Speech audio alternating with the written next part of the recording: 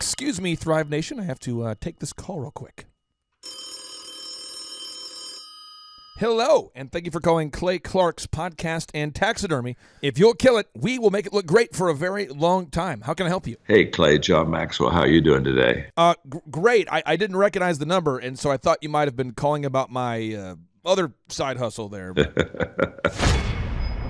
Some shows don't need a celebrity narrator to introduce the show, but this show does. 2 men, 8 kids, co-created by 2 different women, 13 multi-million-dollar businesses. Ladies and gentlemen, welcome to the Thrivetime Show. 3, 2, 1, here we go! Started from the bottom, now we here. Started from the bottom, and we'll show you how to get here. Started from the bottom, now we here. Started from the bottom, now we here. Started from the bottom, now we here. Yes, and yes. Thrive Nation, on today's show, we introduce you once again to Mr. John Maxwell. And John, we have a live studio audience in the background who's fairly excited for you to be on the show. That's our office staff here. Hopefully you can hear them on your end. Oh, I can hear them. Wow, they're wound up. They're ready to go, aren't they? Absolutely. They're excited for me to mute my mic and to just let you talk, my friend. Again, we're so excited to have you on the show. Since we've talked to you last, you've been working on a new book here. Can you tell us about the new book? Well, I'd be glad to. Thanks, first of all. You do just such a great job on Thrivetime, and so thanks for having me. This is an interesting. I've written a lot of books, but this one, the creation of this book was very interesting in how it happened. 25 years ago, about 28 years ago, I wrote a book called Developing the Leader Within You. And then afterwards, I wrote a book called Developing the Leaders Around You. And my publisher, HarperCollins, came to me and they said, John, we'd like you to, if you would, I mean, it's 25 years old, we'd like you to revise Developing the Leaders Around You. And I said, oh, I'd be glad to. So I went back into the book, and I hadn't, of course, looked at it for a long time, and I'd written it 25 years ago. So I went into the book, and I thought, oh my gosh, this isn't very good. I mean, wow, I've learned so much more than what I mean. It's always disappointing to read a book that's not very good, but it's extremely disappointing when it's your book. It's kind of like, right. Wow, I'm the author, right? And I had just developed and grown so much in the 25 years. So when I started revising chapter 1, there wasn't one thing in the original book that I used in this one. And I got to the second chapter, there was a story and a quote I used in that one. The third chapter, again, nothing. And by the fourth chapter, I thought, I'm not revising a book here. I'm writing a new book. And so this is how really the Leader's Greatest Return really evolved. It was going to be a revised Developing the Leader Around You, like a 2.0. And I've learned so much and I've grown so much.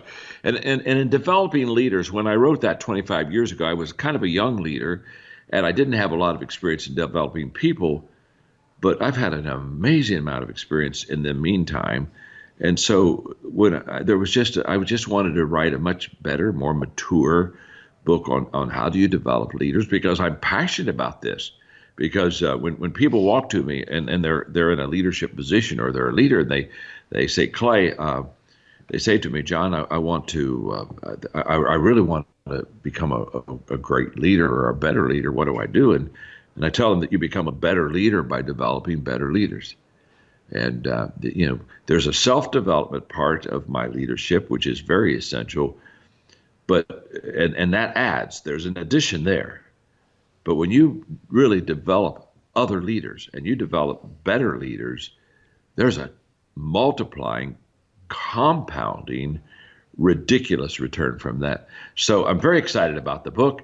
And I'm very excited about the book because there's a lot of leadership books out, but you won't find very many leadership books that talk about developing other leaders. Most leaders, Clay, don't develop other leaders. They just develop themselves, and then they have followers. They've got a lot of followers. And that's good. Nothing wrong with that. But there's no multiplication with followers. There might be some addition, but there's no compounding. But the moment that you start really working and developing intentionally other leaders, then everything begins to compound. So I'm very excited about the book because of that. One of my clients, Pastor Brian Gibson, is a big fan of yours. He has 4 campuses. His church is called His Church. He has 4 campuses. Yeah. And I know he has a ton of leadership questions for you. He has thousands of members. But one question that I would ask on behalf of Brian and all the pastors out there listening and all the business leaders is, where do most people get it wrong when it comes to attracting and developing and multiplying leaders as opposed to followers? Well, where they miss it is, well, there are a couple things that they miss. And first of all, Clark, there are some leaders that they don't want other leaders around them.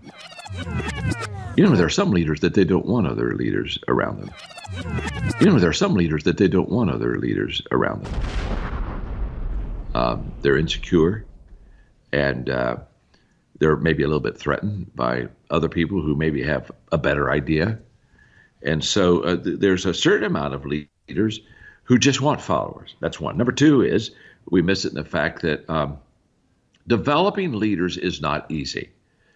If you yourself are a pretty good leader, attracting followers is very easy. You can do that very quickly.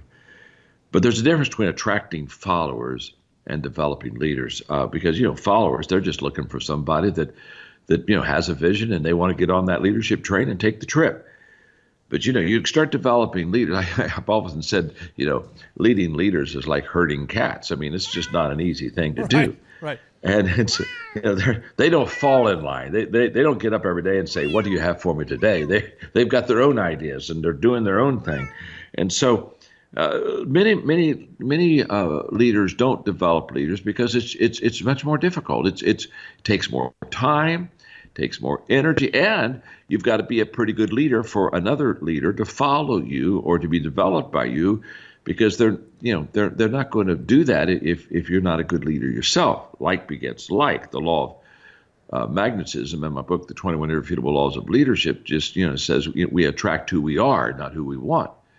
So for me to develop other leaders, I have to be a good leader myself, and then I have to put up with the uphill issues of developing leaders, because it's not easy. But my friend Art Williams, who started Primerica, I love it when he would develop his leaders, and he built that incredible company. He would tell his leaders, he'd say, "I'm not telling you this is going to be easy, but I am telling you it's going to be worthwhile." There we go. Now, and that's what this book's all about, Clay.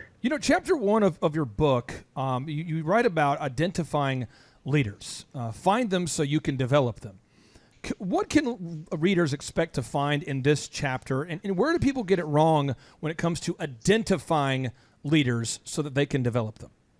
Well, it's in the area of awareness of what a leader looks like, Clay. Because I have people all the time that say, we'd like to, raise up a bunch of leaders in our organization, or we need to recruit some leaders. And the question I always ask them is, well, I love that. I said, do you know what a leader looks like? 90% of the time, they want leaders, but they have never had a clear picture of what a leader looks like. And so in the book, I talk about you've got to have a clear picture. If you don't know who you're looking for, you don't know if you're going to find them. And it's kind of like when I go to the airport and people don't know who I am, so they have some chauffeur to pick me up, and so that person's in baggage claim, and they're just standing there by the bags, and they've got their hand and arm in the air, and they got it on the end of their hand, they got my name, and I get off the plane, get through security, go down to the baggage area, I look for hands in the air, and I see my name, I go up and say, "Hey, I'm John Maxwell." And I love, they'll look at me, and they say, this whole time they'll say, oh, I found you. They'll say, "I found you." And I want to say, you didn't find me at all. I found you. You all you did is stick my name in the air and hope. I could have walked right by you, and you would have never known that you missed me because you didn't know what I looked like. For all the chauffeurs out there, I just want to put this out here. Just look for a beautiful man. Just look for a beautiful man, and you'll find John Maxwell. Just look for a beautiful man There he is. Okay, back to you, sir. Look for an old man with a smile, and you'll have it. But they, Clay, they didn't find me. They just put my name up there, and honestly, they hoped I would find them.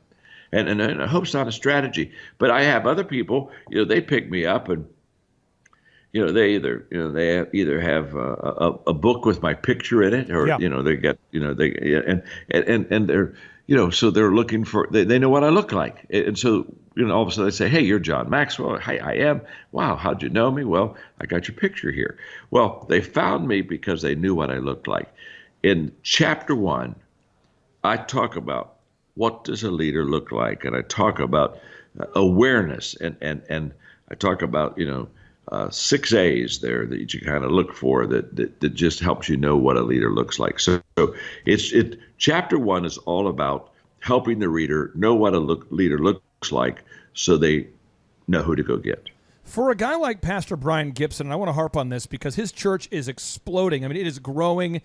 His church, they have a campus in Amarillo, one in Owensboro, 2 other locations. I mean, they are just growing on a very practical level, and maybe even on a daily schedule level. I know you're a big fan of having a calendar and a very intentional agenda. How does a guy like Pastor Brian go about developing leaders? Should he have like a weekly class? Is it a monthly class? Is it a daily thing? How can he develop leaders?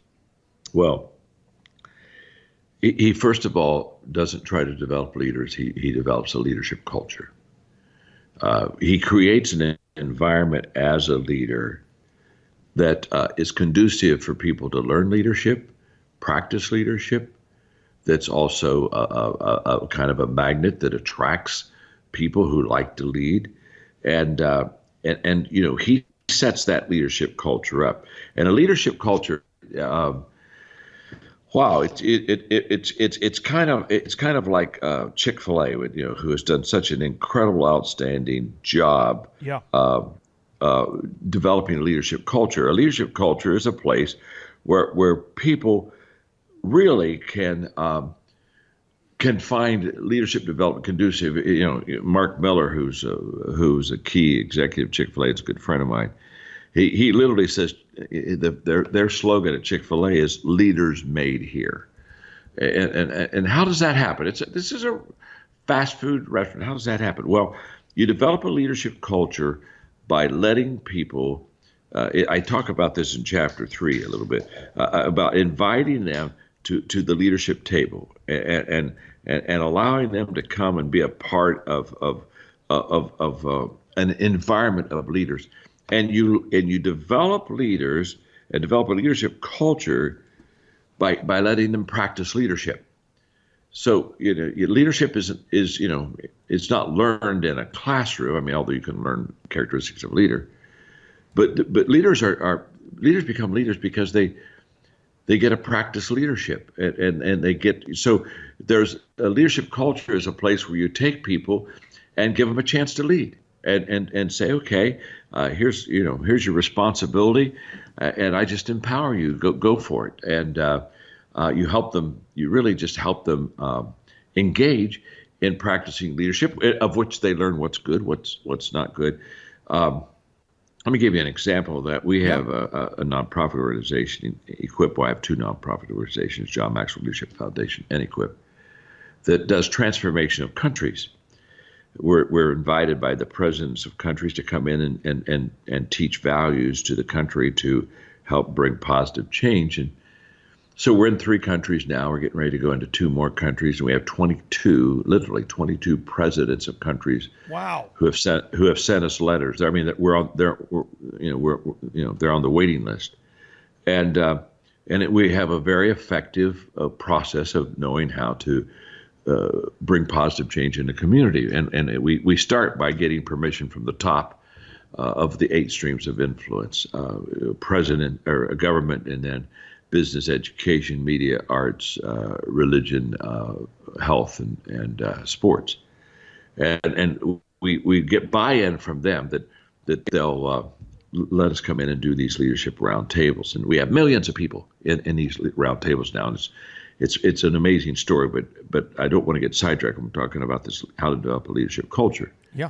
So one of the things we do is we have junior high curriculum for kids on 3 years of curriculums for 7th, 8th, and 9th on values. And the whole thesis is when a person learns good values and then they begin to live them out, they become more valuable. They become more valuable to themselves. They become more valuable to the family. They become more valuable to their community. Their whole value increases because they're learning and living out good values. And so we do them in round tables, and so we do them in classrooms, again, round tables of 6 to 8. But the kids lead and facilitate the round tables, not the teacher. And so what's happening is these kids in school, and this is not before or after school. This is in the regular curriculum of a class. They're practicing leadership, and all of a sudden teachers are just seeing kids. Some kids are popping up and they're saying, "Wow, this child has some leadership potential." Well, how did they discover that? They let them practice leadership. And so when anybody comes and says, "I want to have a leadership culture," you've got to do two things. You've got to let them practice leadership, and then again, you have to equip them. Chris Hodges is a very close friend of mine and has Church at the Highlands and has a enormous church. I think it's the second largest church in America. I think they average about 55, 60,000 a Sunday. And, they have many campuses. You're talking about Brian having 4. Well, he has maybe 15. Wow. And what they do is at each campus, it's another chance for them to put people in leadership positions to practice leadership. And he said, "John, we found two things. If we let them practice leadership and then we speak leadership into them as far as we see these things happening to you as a leader," he said, we just find that they're just raising up, and we're raising up hundreds of leaders.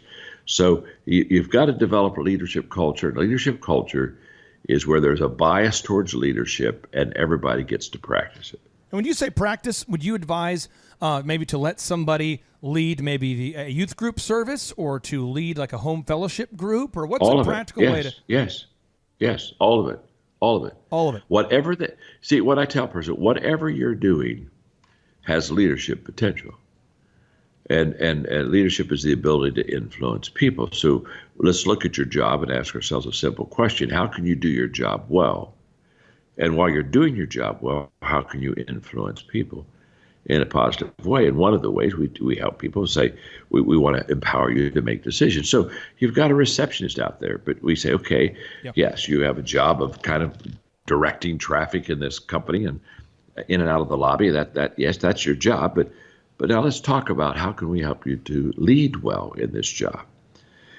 And what I do is I let them have the job for a few months, and then we come around and we say, okay, talk to me. What doesn't work here? What do you love about your job? What's not working? What frustrates you at this front desk here? And they'll tell you what frustrates them. And almost everything that frustrates them is because they haven't been empowered to be a leader. And they may say, well, I've got a person waiting in the lobby sometimes for 30 minutes, and I'm kind of embarrassed about that. And so we say, well, we're going to empower you to do some leadership with them. Go over there and serve them. Ask them, can I get you a cup of coffee? And we just empower them to make decisions on the job, which positively influence people, which is practicing leadership. And every job has that. And the problem is too many times we look at our job as a job and don't see beyond the things that we're required to do. And in fact, I had in the book, in this book, there's so many practical things I have in the Leader's Greatest Return. But one of the things I teach is the fact that in our companies, I have 7 of them, but in our companies, we teach our people when we give them a job, we say, now, we want you to do your job with excellence, but we really want you to work yourself out of this job. When we give them a job, we say, now, we want you to do your job with excellence, but we really want you to work yourself out of this job. When we give them a job, we say, now, we want you to do your job with excellence, but we really want you to work yourself out of this job.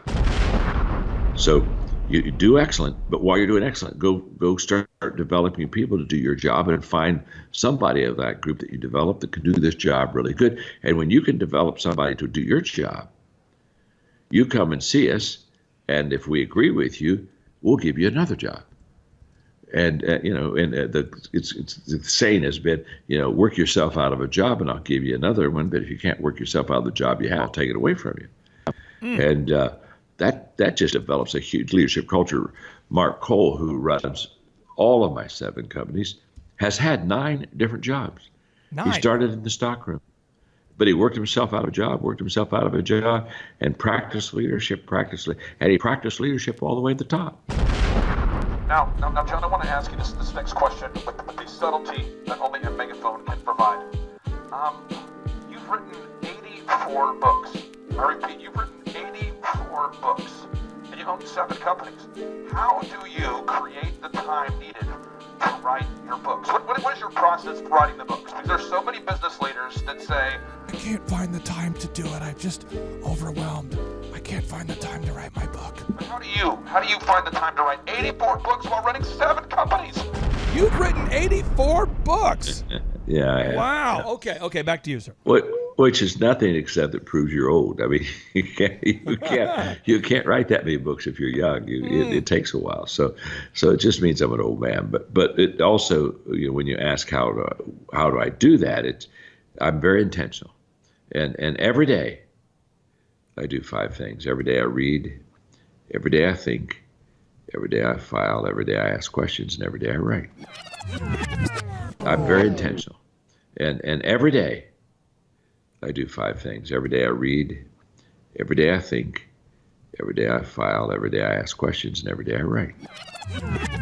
And those the reading, the thinking, the filing, the asking questions are all resources for me to write books.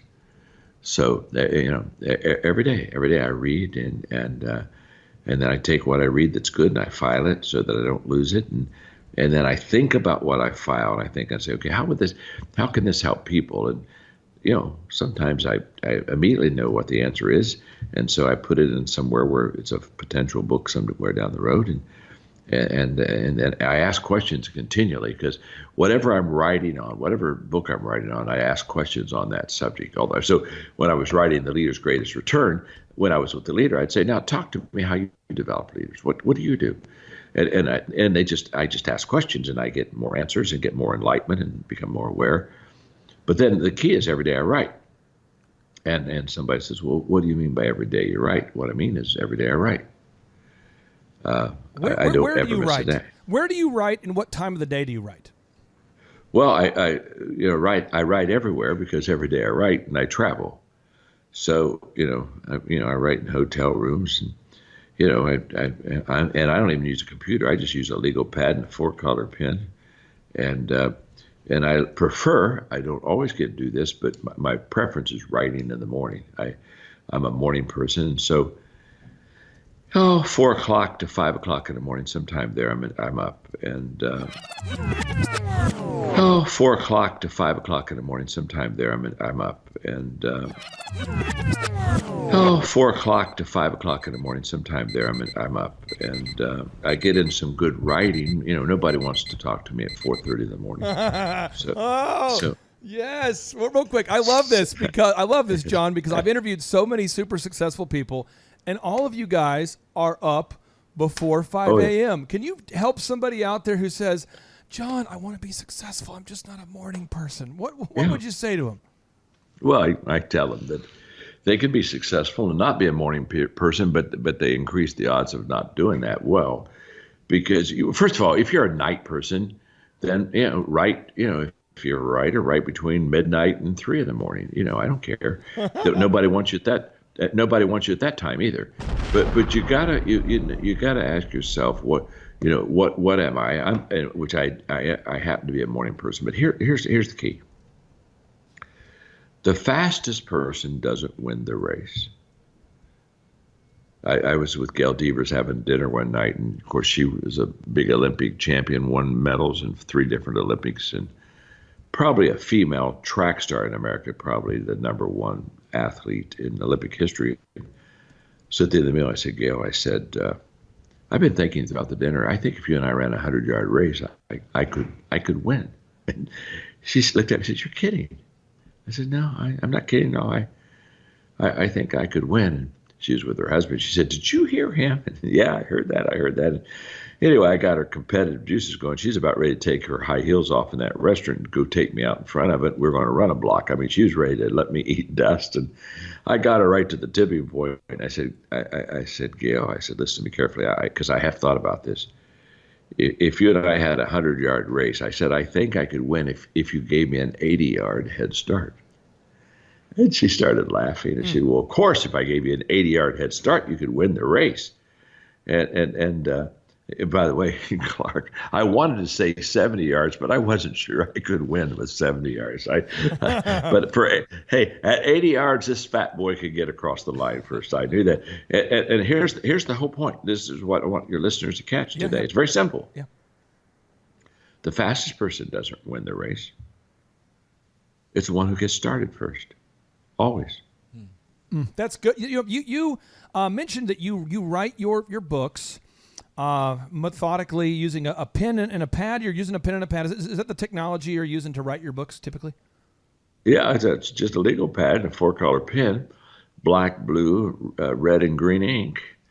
And each color means something different. And yeah, I just, when I finish a book, I've got, 240 legal pages written. And that's how I do it. How many times? I love. How many times do you typically edit a book before it's ready to go? I mean, how many times does it go back between you and an editor before it's ready to ship? Twice. Twice. Just twice. Yeah. Okay. Yeah. You are blowing my mind. My mind might explode. I love this. I love this.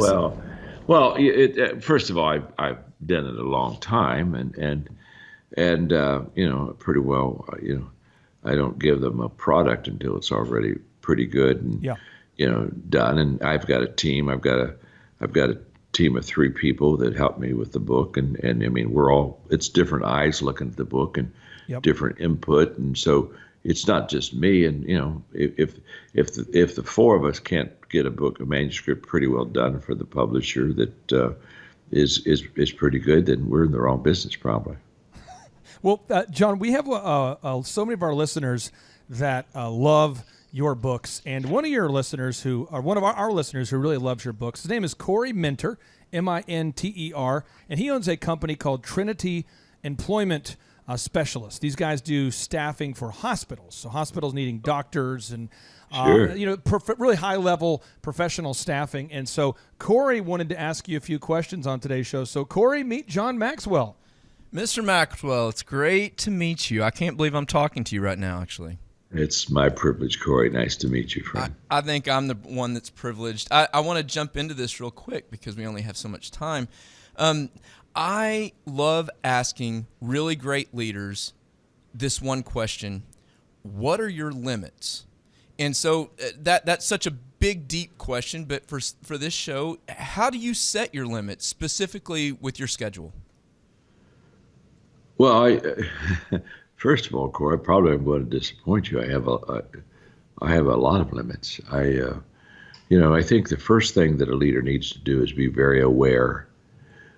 Very aware of what I'm very aware of what I do well, and I'm very aware of what I don't do well.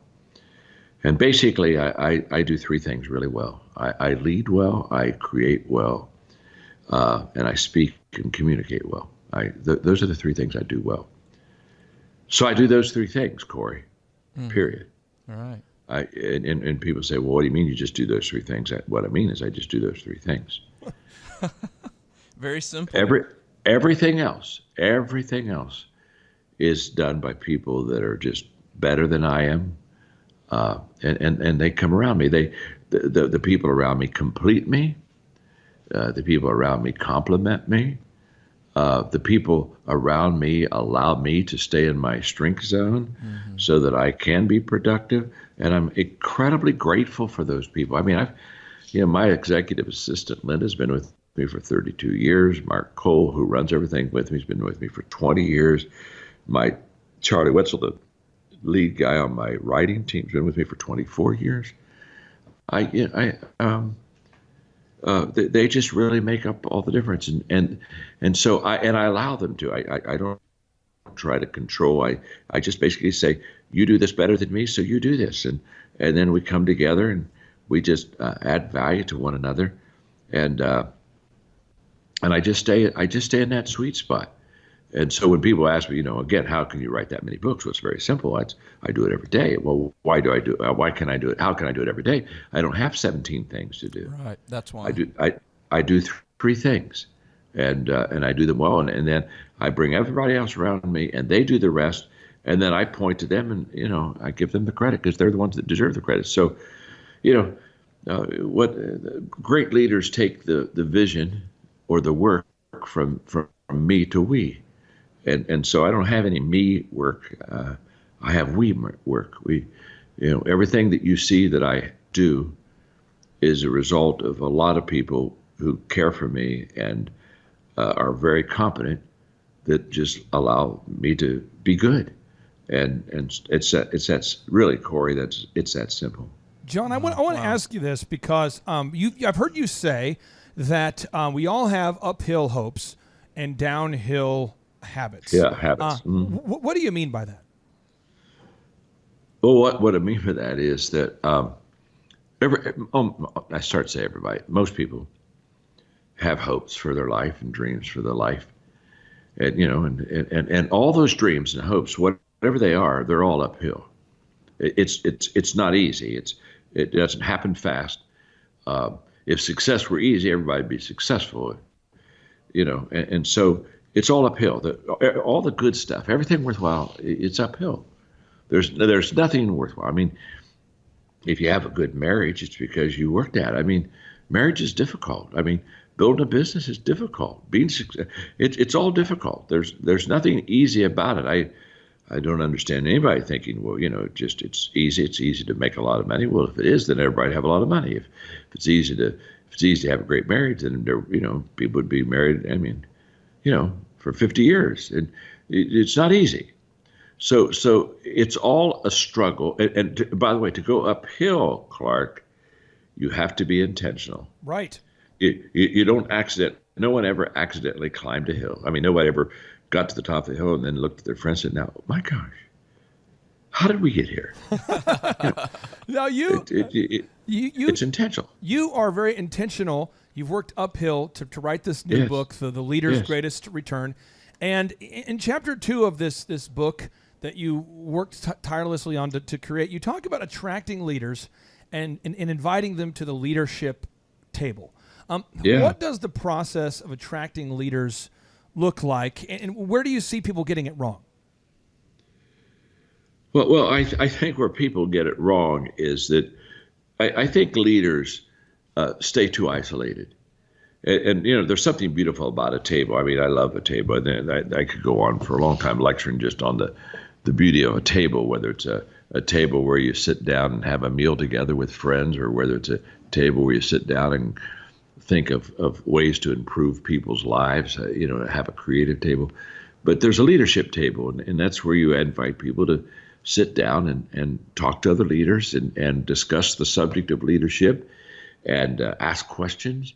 And I think it's a very engaging term. And in this chapter, I talk about everybody needs to create a leadership table. And it's just a place literally where potential leaders, they're not there yet, but potential leaders can sit close to better leaders.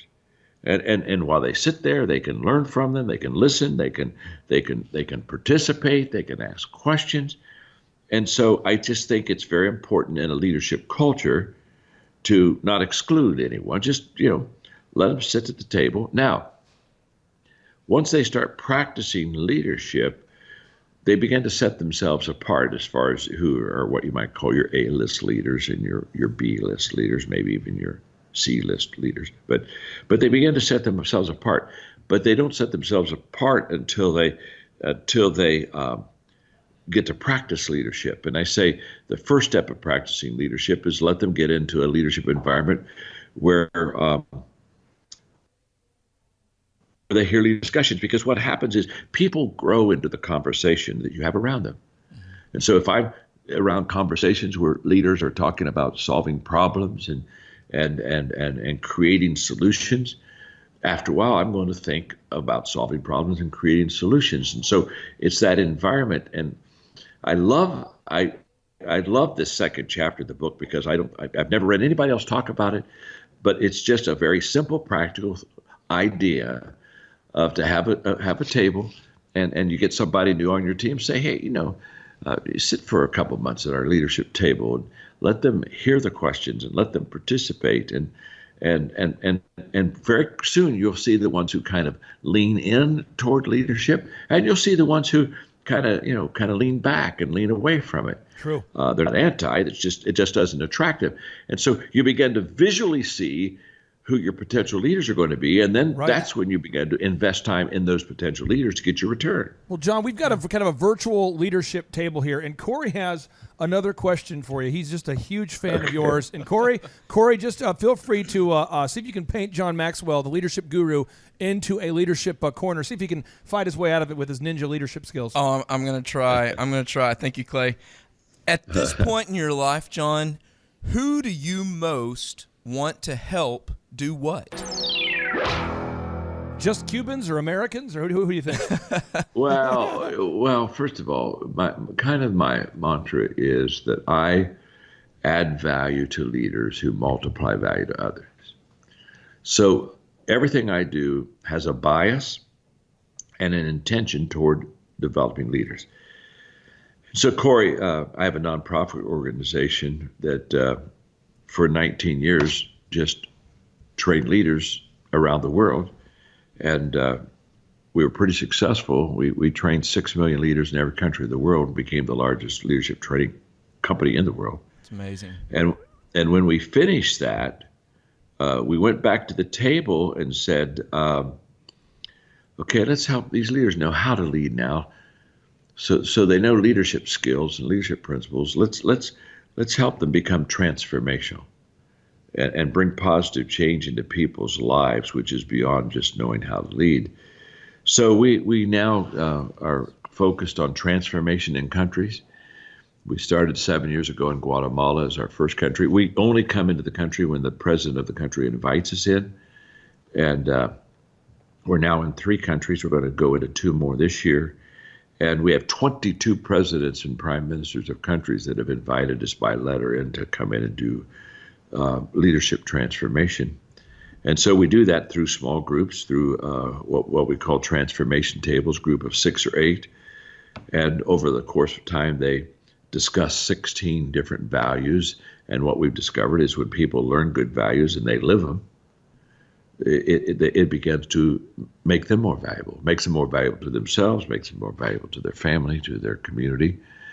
And so we're doing country transformation. And then next year, I'm going to launch community transformation in America. And I have a coaching company that has 30,000 coaches. It's the largest coaching company in the world in 162 countries. And we add, oh my gosh, we add 150 new coaches every week. Wow. Wow. And so it's amazing. If any of your listeners want to know more about it, just tell them to go to johnmaxwell.com and look up we have it's called the John Maxwell team. But I'm mobilizing those people that, Jack Welch and I had a conversation several years ago in which we were talking about legacy, and he and I came to the same agreement that legacy is not in a company or an organization, it's in people. You continue your legacy through people. And so I literally started the John Maxwell team, which is our coaching company, to literally to develop a legacy of leadership and values. And so we're going to start community transformation next year in America, and we're going to mobilize those coaches to be catalytic in their communities to bring about transformation. We've got curriculum of roundtables for adults. We have leadership curriculum for junior high kids. We've got over 1.5 million kids going through our curriculum in junior high right now, and it's value. It's all about values, and so that's my passion, Corey. That's if there's one thing I'm putting my time in is transformation of countries, and then I want to bring it back to America, because the answer is not going to happen in government or in D.C. It's going to happen when people take their own communities back and say, I'm going to make a difference right here where I am with people that I already know. And so it's very exciting, Corey. And good night. As much as you read and hear my stuff, you need to become one of my coaches. You need to quit fooling around. Oh, man. I need to get busy, right? No, John, I want to ask. That's right. I want to ask this real quick. On the you talk a lot about the power of intentional living. I've heard you talk about it, write about it. You've definitely talked about it. And what happens that I find as a consultant for people, I work with a lot of churches and business owners, is a business owner says, you know what, I'm going to be intentional. The pastor says, you know what, I'm going to be intentional. And then they get to work at, let's say, 7 a.m., they're bombarded with 13 hours a week of emails on average. They're bombarded by got-a-minute meetings. They're bombarded by everyone's got a different opinion. What advice would you have for the pastors out there who have a church of 1,000-plus members and they've become reactive? They used to be proactive. Now they're very reactive. Because you come from the ministry world, what advice would you have specifically for the pastors out there about being intentional about their church after they grow over 1,000 members, and it can become easy to become reactive by default? Well, it's a great question, Clark, and the answer is that you have to be intentional in your priorities. Just living an intentional life, I can intentionally go do errands every day and say, I know what I'm doing. I'm doing errands intentionally, but there may be no return there. So this is going to be very helpful. When I went to San Diego and I, for 14 years, I pastored a large church. In fact, it was written up as one of the 10 most influential churches in America. And I sat down with the search committee before I ever became the lead pastor there. And they asked me questions for 3 hours. And I answered their questions. And finally, they said, we're done. Do you have any questions? I said, well, I just have one. I said, we've covered most of the stuff. But I said, this is a very important question, and it may take us a while to answer it tonight, but I got to have an answer. I said, if I become the lead pastor of this church, what do I have to do that no one else can do except me? That's the question. Wow. Now, this is a huge question. This will change everybody's. All of your listeners, I don't care what business, whatever you're doing, this question will change your life. And of course, in the beginning, they gave me a whole bunch of stuff that I had to do, and I followed the founding pastor. So everybody knows anything about a founder. Founders do everything, and I knew I couldn't build. That the church had stagnated for a dozen years, and I knew the problem. The problem was that they weren't intentional in their priorities enough, and so that became a 2-hour discussion, Clark. And when we finished. Basically, they said I had to be responsible for the health of the church. That's fair. They said I had to be the primary communicator on the weekends. That's fair. They said I had to obviously be responsible to live a good life, a good moral life, etc. That only I can do that. That's fair. And then they said I needed to be responsible to develop the staff, and that's fair. And that's the only 4 things I had to do that I couldn't delegate, equip, empower someone else to do. So now that's on my list. That's my list. Got it. Maxwell has to do those every day, be intentional with them. Everything else is not on my list. Everything else, I'm going to find people, equip them, develop them as leaders, and they're going to have it. It's going to be theirs. And so I spent the first 18 months getting all those other things handled by other people, of which I didn't do any of it. And then I just stayed in my sweet spot of those 4 things, and I never had to be reactionary because I had everybody. You get reactionary when you don't have anybody else to carry the load except you, and that's a leadership issue. Hey, that's the reason I wrote the book, The Leader's Greatest Return. You've got to develop other leaders to help you carry that load. John, a smartphone can make people dumb. Again, a smartphone can make people dumb.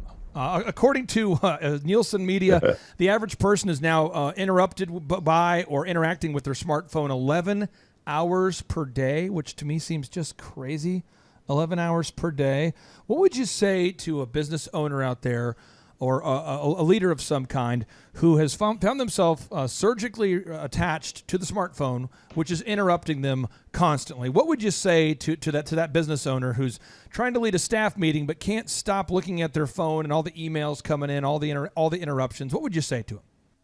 I would tell them that they don't prioritize well, and they're very discourteous to the people that they're trying to give their attention to. What would you say to that business owner who's trying to lead a staff meeting but can't stop looking at their phone and all the emails coming in, all the interruptions? What would you say to them? I would tell them that they don't prioritize well, and they're very discourteous to the people that they're trying to give their attention to. What would you say to that business owner who's trying to lead a staff meeting but can't stop looking at their phone and all the emails coming in, all the interruptions? What would you say to them? I would tell them that they don't prioritize well, and they're very discourteous to the people that they're trying to give their attention to. And I mean, this isn't a complicated question.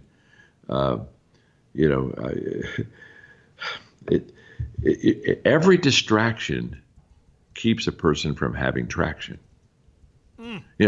Traction is to pull in for a cause, and distraction is to pull away from the cause.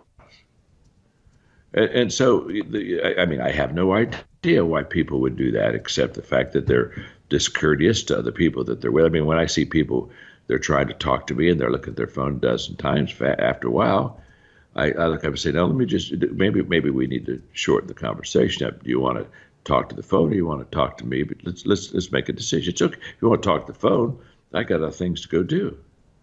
That's powerful. But it's ridiculous. So I want to say it's stupidity, but it's probably just discourteous.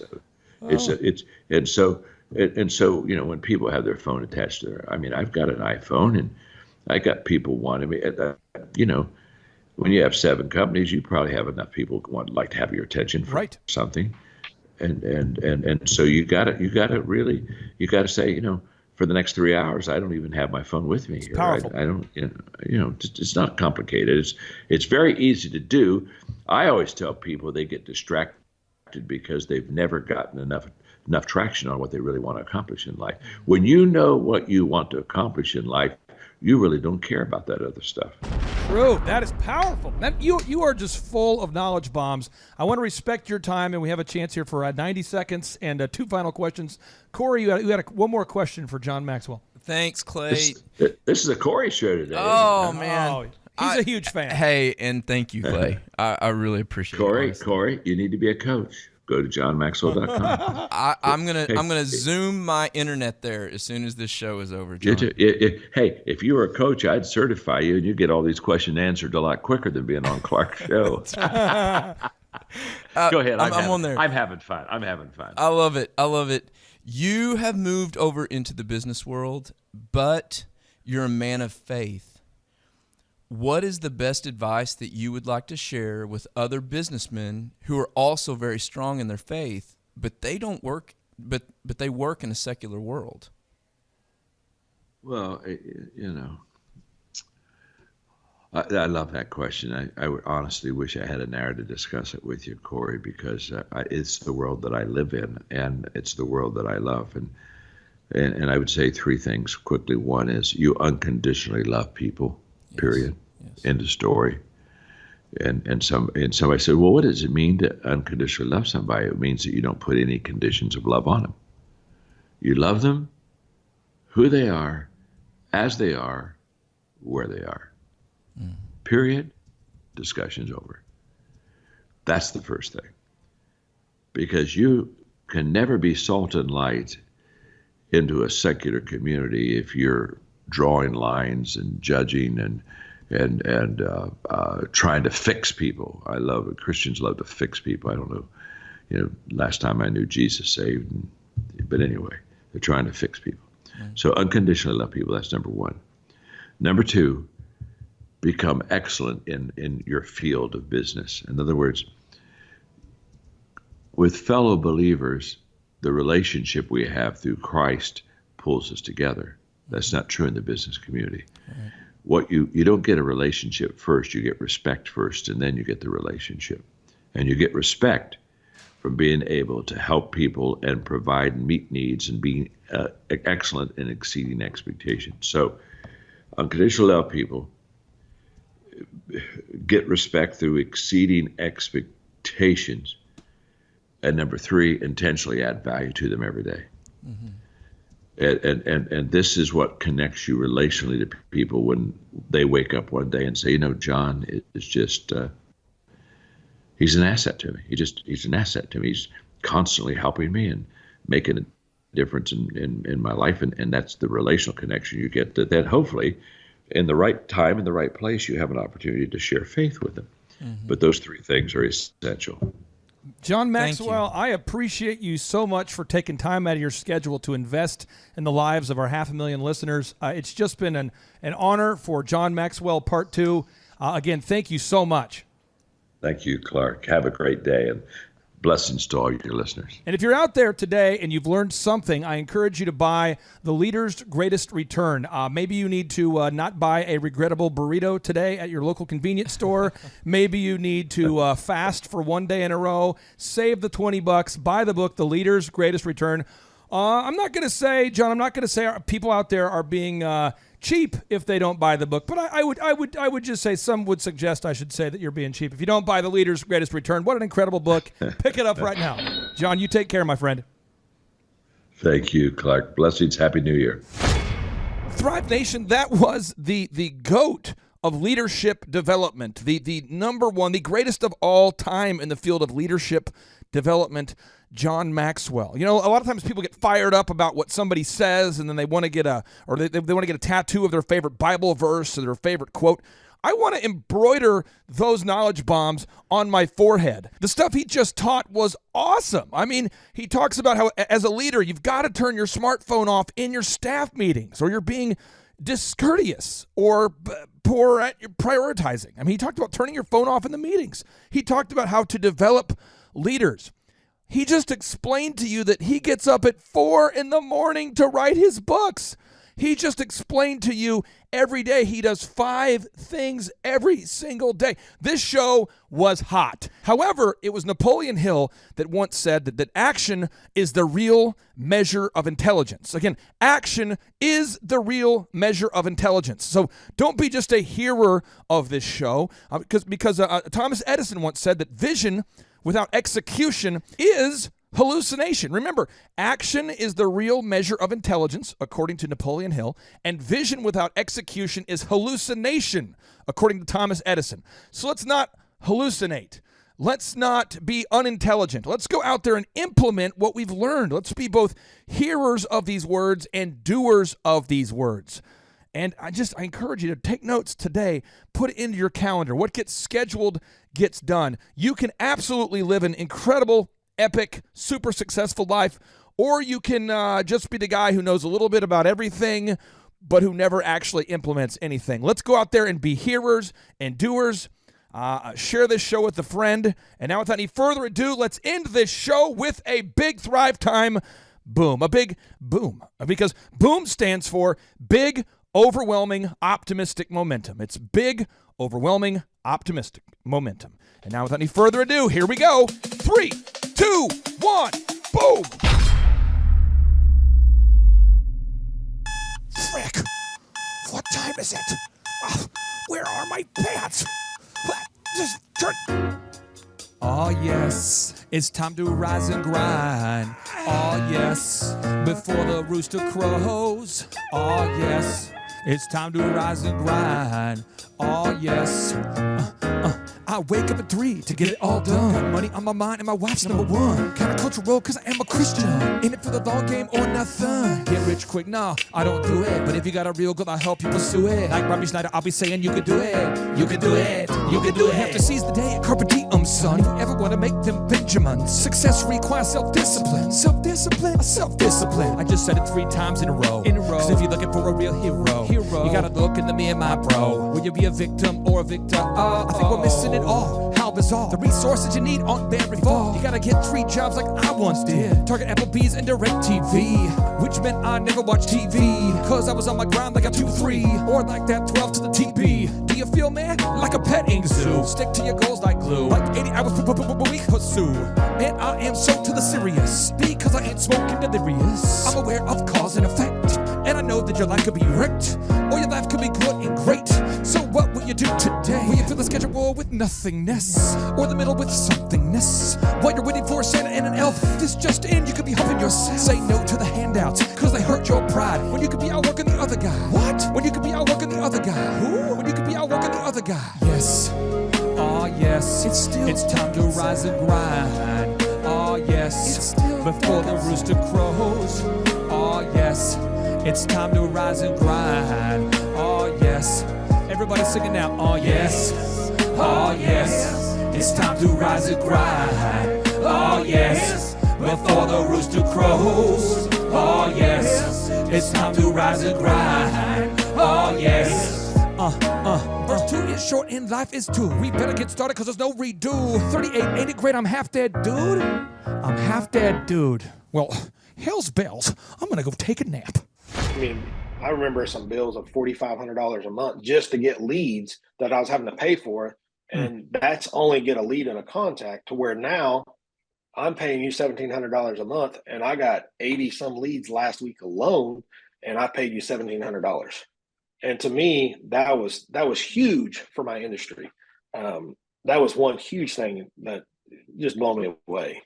Okay, folks, money is a magnifier. That's what it is. Money's a magnifier. It's an amplifier. It just makes you more of who you already were. So as an example, if you're a complete jerk and you make a lot of money, you'll become a bigger jerk. And on today's show, we're interviewing a longtime client who's a really nice, kind, decent person. He doesn't claim to be perfect, nor do I think that he's perfect, but he's a guy that I use over and over and over. I utilize his services to plant trees and do landscaping for my family, for my business, because I really enjoy him as a person. I consider him to be a friend, and it's been awesome helping him magnify and grow his business. And without any further ado, we have the founder of Outside Inc., Paul Sullins. Welcome onto the Thrivetime Show. How are you, sir? Doing good, Clay. Thank you for having me. So, Paul, I got to ask you here, and correct me if I'm wrong. I'm looking at your tracking sheet, which for anybody out there who's a client, we look at the tracking sheet. And last week you had 89 leads. So 89 people reached out to you to inquire about hiring you to do landscaping, pool maintenance, backyard work for them, outside remodeling kind of work. And then I'm looking at your tracking sheet like a year ago, and you were getting like 4 or 5 leads on a weekly basis. Can you maybe walk the listeners through what it feels like to be on the receiving end of 89 inbound leads in 1 week? It's a little scary, to be straight honest with you. It's awesome just to know that the amount of work up front that we put in is actually paying off. You see these people, you hear all these things, and you're like, hey, it's going to be there, and it's been kind of mind blowing to sit there and one of my office ladies comes in and goes, we've got 56 calls in one day right after a rainstorm, and to actually realize the work and the effort that we put in is actually coming to fruition. It's been amazing. Well, what honestly, I'm going to do is I'm going to pull up your website, and I'm going to showcase what you do so people can get a little context to know you're not a hologram. Outside Inc. Irrigation. Outside Inc. Irrigation is one of the websites. Also, folks, if you do a search on Google for Outside Inc. and the word Tulsa, you can find the website outsideinc.co. So 2 different websites there. And when you go to outsideinc.co, we look at the services you provide. It's French drainage, it's landscaping. You do monthly home maintenance. If you look at the irrigation services, you guys are doing irrigation system repair and installation. So you're not the only guy in your market who's providing irrigation systems or French drains, but you're consistently getting a lot of leads. So I want to focus on the 4 aspects of business growth. There's a lot of them we can focus on, but I want to focus on 4 today. The first is marketing. You've got to get reviews from happy customers. Every single week I harass you about this, and every week you show up with more, but these are actual customers that have actually done business with you. Can you talk about the importance, and I'll hit play, but I'll hit mute as I'm playing these. Can you talk about the importance of gathering objective video reviews from real customers each and every week? What kind of value has that made when you're even talking to prospective clients? It's made a lot of difference. I mean, a lot of the phone calls, we'll sit there and go, "Hey, we're the highest rated, most reviewed company in Tulsa. We do all these things," and they're like, "Yeah, we know. We went to your website, and we saw the clients speak about what you had doing, what you had done around their houses, and how well you communicated with them, and that's how we decided to work with you guys." So it's just, I've put on so many different client reviews and interviews on the webpage, and it's been completely different, through some of your training and seeing some of your different videos from the business shows that you put on, Clay. I've noticed that we don't have to have the best looking and the most entertained TV produced videos. It's just getting videos of real people in their backyards, in their yards, and actually talking about you as a person and the products that we've done for them and how they've enjoyed it. How often, when you meet somebody, and again, we're focused just on marketing right now, when you meet with somebody, how often does the potential buyer reference the fact that they've watched a video review or have looked at examples of video reviews on your website as a percentage? Like, how often do they reference, "Yeah, I've seen some of the videos," or "I've seen some testimonials"? Percentage wise, I would say at least 25 to maybe 50%. Yeah. I have a couple different sales guys, and I have some ladies answering the phones here. And I mean, I'm hearing it all the time. I've got an office right next to the lady answering the phone. And, she goes, "Hey, how did you hear about us?" "Well, we Googled you." And then it's like, "Oh, hey, this, this, this." And they were like, "Oh yeah, we already looked at your website and saw all the views, all the video reviews you've done." So, I mean, it's all the time. It might be more than that, but I would say in the neighborhood of 25 to 40%. And again, if you're talking about marketing, folks, we're talking about marketing. It's VISM. There's other details, but everyone needs to remember this. VISM, video reviews, images, search engine content, more reviews. Let's hop on to images. You're constantly gathering images of your projects. So it's not an event. I think a lot of people think planting a garden is an event, and it's not an event. I think people think that getting married is an event. It's not an event. I think people think that raising a child is an event. It's not an event. It's a process. Every week you're gathering images, before and after images of projects you've done. How has that paid off? Just the consistency of adding before and after images of projects. It's actually done it quite well. It gets my guys, number one, it helps my staff and us know that, number one, because as the owner of the business, you can't be on every job, as you grow, it helps me know that the guys are doing what I'm wanting them to do in the field. My company is actually being portrayed the way I want it to be portrayed. But then also, people always look at a company and look at, we pull up in a nice fancy truck and they're like, "Oh, these guys, all they're going to do is the big fancy jobs." And not all our jobs are big and fancy. I mean, we talk and we work for the average Joe, the average person in the background. So when they're able to look on, and see some of these photos of it's just a little small French drain, or we poured a little 10 by 10 concrete patio, it actually helps us relate better to the clients and the customers in the field. I feel just having all those videos and pictures. Just to be super clear, again, video reviews, got to get them every week. Images of projects, you do a great job with that. Search engine content, our team handles the optimization, the ongoing updates on the website, so you don't have to mess with that. How much does that help knowing knowing that you don't have to go in to your website and figure out how to code and update a website every week? There's no way I'd be where I'm at if I had to sit there and mess with that. Running a company, a lot of people always say starting your business is an easy thing. It's managing it and keeping on top of it. And these little details like this, I mean, we're in the age now, word of mouth is one way, but everybody's going to Google and going to your websites to see how to get hold of you. And that's the marketing we are in today, society. And I think that is super important to have that up and running. And when I don't have to mess with it, it has blown me away, because I mean, I got to deal with my employees, I got to deal with all this other stuff. And so it's just a huge peace of mind to know that that's just taken care of. I don't have to mess with it at all. Now, so again, we go back to this VISM, and I think one way we learn is through repetition, video reviews, images, search engine content, the ongoing optimization of the website. We handle that for all of our clients. And then M, more reviews. We're never done getting reviews. And so right now, if somebody goes to Google and they do a search right now and they type in Tulsa tree planting, which is how I originally heard about you. Was I was looking to plant trees at one of my properties. I went to a church called Church on the Move, a really wonderful church. At the time was led by Pastor Willie George, and the trees looked incredible on the property. And so I kept asking people, who does the trees, who's doing the work, and I kept hearing your name. And that's how I first met you. And now today, when someone types in Tulsa tree planting, you come up top in the search results, 703 reviews. You're constantly getting video reviews, images, search engine content, more reviews. Let's talk about that for a second. How much has it helped you to have the most Google reviews, in addition to video, but the most Google reviews?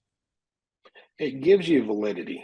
I really think with people, I kind of tell this to people all the time, is like how I talk to my buddies of mine that own businesses or in any kind of a service industry, and I'm like, what do people do nowadays? They go to Google, they Google. They're Googling for French drains, they're Googling for this, they're Googling where to go eat.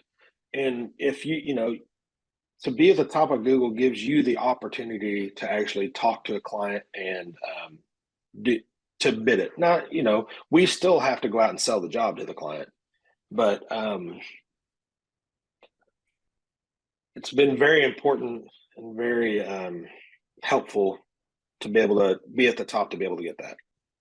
I don't know if I quite answered your question. No, this is great. And you've got the 4 aspects of business I want to focus on today. Again, step 1, marketing and branding. We covered that. The web branding is just anything people see, the website, the print pieces, the logo, the auto wraps. We handle all that with you. We do a lot of that work behind the scenes. That's marketing and branding. The second step is sales. Sales is converting an ideal and likely lead or an ideal and likely buyer into an actual buyer. And I believe that a lot of times, and I've worked with companies in the past that helped me with my marketing when I was first starting djconnection.com. And I would say, well, yeah, I'm getting a lot of leads, but I'm not selling anything. And they would say, we don't really help with that. We just focus on the marketing or just the branding or just, I want to get your thoughts on the sales thing. You do a very good job of tracking. I won't share your tracking numbers on today's show, but you do a very good job of tracking. This is how many leads that came in. This is how many people bought. How has that helped you measuring and tracking your sales? Number one, it helps me because as I've grown, I've got multiple salesmen that work with me. Number one, I'm able to see what my guys in the field are selling every week. And it also gives me time and to see, or not time, but gives me the capabilities of looking and seeing how our ebbs and flows are in my business. Because I'm an outdoor service company. So in the springs and the falls, it's able to see when I need to gear up for employees, when I need to gear up and get guys ready for stuff, when our downtimes are. So, over the last 2 years, I'm able to go back and look at going, hey, January and February is going to be real slow. December. So I really need to start as a business owner in October, September and October, start pushing sales and start finding different ways to be able to get more business to keep my guys going so we can book out over that time. So if I wasn't able to track my sales, my leads coming in, the jobs were sold, I wouldn't know. You get so busy in your day in, day out, you don't focus on that stuff. And, me meeting with you every week as a business coach and able to sit there and look at that stuff every week, you get trained to be able to look at that stuff and be able to see stuff ahead as you're growing your business and not looking in the rearview mirror going, man, I wished I would have kept that going, or wished I would have known about that 6 months ago, because then I would have been able to adjust then to help us now. And now I'm sitting there going, hey, I got to make money to pay bills, and we got to get some jobs sold. And I'm working in the rearview mirror trying to get stuff closed that we should have been working on 3 to 4 months ago. Now, most of the clients I work with, I charge clients a flat rate of $1,700 a month plus a small percentage of growth. And the idea is hopefully I'm the cheapest employee that you have. So you look at it and you go, okay, I'm paying this guy $1,700 a month. Okay. Hopefully I'm the least expensive person on the payroll, the least expensive line item. But over time, once we produce fruit, hopefully that small percentage of the growth makes it all worth it, and so that's the idea, is to achieve that true win-win. And so the third aspect of the business coaching I wanted to cover on today's show is management. So you look at a great project like this, you got to do marketing, branding, true. Step 2, you got to do sales. But 3, you got to manage. And I think that most people who are self-employed feel sort of isolated and annoyed. I feel like most self-employed people feel isolated and annoyed. They feel like, am I the only one seeing the level of jackassery that is often allowed in the American workplace today? And I have to work with all my wonderful clients to teach best practice management systems. And I think you do a fine job of that. That's something that you, in my opinion, is one of your strengths. You do a very good job of communicating the expectations directly to the client, and you manage those expectations. You tell the client, hey, Mr. Smith, hey, Miss Smith, we're going to have your pool, your pool remodel, or your pool fix, or your pool house fixed, or your outdoor siding project, your outdoor landscaping. We're going to have your retaining wall. We're going to have whatever the project is. We're going to have it done by this particular day. It's going to cost this amount of money. And you do a very good job of managing that relationship with the client and then managing those employees behind the scenes. Can you talk to us about the importance of just mastering management techniques? Well, I don't know if anybody's ever a master. One of the things I've learned, and I've had clients over and over in my field sit there and go, man, when you said you were there, you were there. You were there every time you said you were going to be there. And you did what you said you were going to do. And that, number one, I like to be a man of my word.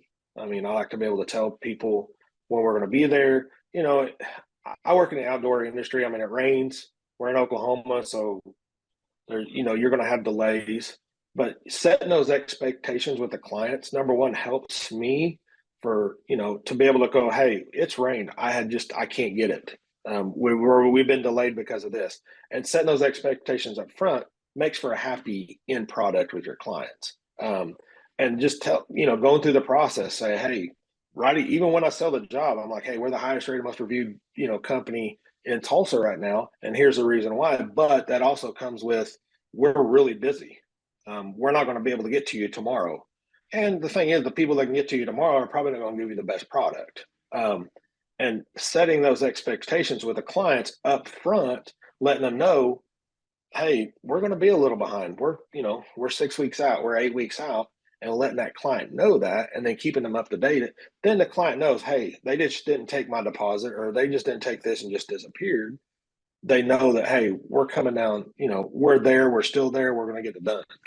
So I think that's one of the things that's helping really to set with your clients, and it makes it important to them at the end, because they know, I mean, some of these jobs are an investment for their backyard. It's a lot of money for them on some of these projects. And it's just like, buying a house, you want to know that you're getting what you're paying for, and it's going to be there when you expect it to be there.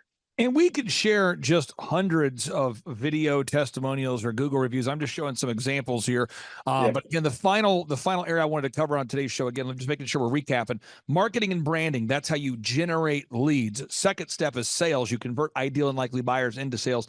3 is management. You have to manage the expectations. And then the final step is accounting and what I would classify as merit-based pay. At the end of the day, it's not how much money you make, it's how much you keep. And I just don't think that most people think about that when they're growing a business. And that's becoming an increasingly part of our ongoing conversations, is making sure that, because you're the kind of guy that quotes a customer a price and you hold yourself accountable to not changing your bid on the client. But that doesn't mean that subcontractors or employees won't try to change the game on you and all of a sudden drive up your expenses. So can you talk about that final step of just the accounting? Because I think a lot of entrepreneurs, when they look out for them, when they reach out for a business coach or a consultant, they don't think about the accounting. But I would argue, as we continue to grow Outside Inc., the accounting aspect of your business is becoming a bigger part. I firmly agree. I just come out of a meeting talking about accounting and bills and what's coming in, fresh on my mind, and as you grow your business, one of the things, I think, as you're young, you're just trying to get jobs done. You're just trying to get whatever you can go. But as you grow, it becomes a huge part. It becomes, I think, more than what most people think it's going to be. And getting, keeping the money and keeping the accounting, it's just like this last year, Clay, me and you had been talking about doing merit based. Because I think if you pay people enough where they're comfortable, they stay there. They don't want to grow. As your business grows, you want to grow. You want to give them more money. Most people want more money. I think everybody would, not frown against getting some extra money, but as a business owner, you want your salesmen, you want your guys out there in the field wanting to be able to make more money. And if you just keep them on an hourly basis, there's no growth for them to perform better and to make more money. So this last year, I've switched my sales guys to 100% commission. I used to have them above base, and I put them over to commission. And the amount of calls of clients looking for their bids has got cut down in over half. He's selling more jobs by, I would say, 30 to 40%, maybe more than that, since we've been tracking it. And it's made a huge thing. Because the thing is, if he doesn't sell, he doesn't get paid any money. And so, especially when you find people that are eager to make more money, they're going to sell more. This is one thing I wanted to bring up, and I'll let you go here because I know you're a busy guy here. For anybody out there that doesn't know this, when I built my first company called DJConnection.com, after every event we did, I was obsessive about calling the bride after the wedding and asking them to leave us an objective review. Now, this is before Google was super relevant, so we had Wedding Wire and the Knot.com and those kind of things, or we would get video testimonials on an old school video camera we had back in the day. We would archive them, and at a certain point, I remember I talked to a bride, and she said to me, "You have thousands of video testimonials." And I said, "Oh yeah, absolutely." And then now today, people go to thrivetimeshow.com, they click on testimonials. And I had a call I had just the other day with a wonderful man, and he was saying to me, "I was going through your testimonials and I had to stop around like page 30 because I kept looking at the testimonials and I realized there is really no end in sight. I mean, I'm looking at this and there's like years after years after years of video testimonials." And I said, "Well, yeah, because we document that. That's a very important thing that we do." But I want to ask you this question. For anybody out there that's thinking about coming to one of our workshops or scheduling a free 13-point assessment with myself to go over how to grow their company, what would you say, or maybe what kind of impact do you think that business coaching with our program has made on your business? It's been huge. One of the things I've loved, the problem is a lot of times with business owners is I feel, especially with me, we come from, for my instance, I call it W-2 employee status, working for somebody and said, "Hey, I'm going to go out here and start my own business." Well, I didn't go to business school. Nobody's told me the next steps, what I really need to focus on. Because as you grow this business, like, what is it? You can read 1,000 books. And what's made it huge for me is to be able to come along, have you come along beside me and something go, "Hey, you need to focus on this, and this is why. You need to focus on this, and this is why." Because when we get down in what I call the trenches as a business owner, you're sitting there going, "Man, if all you do is focus on that, you can never focus on what you really need to do. You can't focus on your accounting and stuff like that." And it's been amazing. It's actually, I don't know how much it's grown my company so far in the last 2 years, but the peace of mind is unreal, because I'm not looking at my numbers at the moment, but it has been huge. It's just like, I used to have to pay, I think we were paying in the neighborhood of $4,000 a month just for leads, just to get leads in now. 2 years ago, I mean, this time of the year, I remember some bills of $4,500 a month just to get leads that I was having to pay for.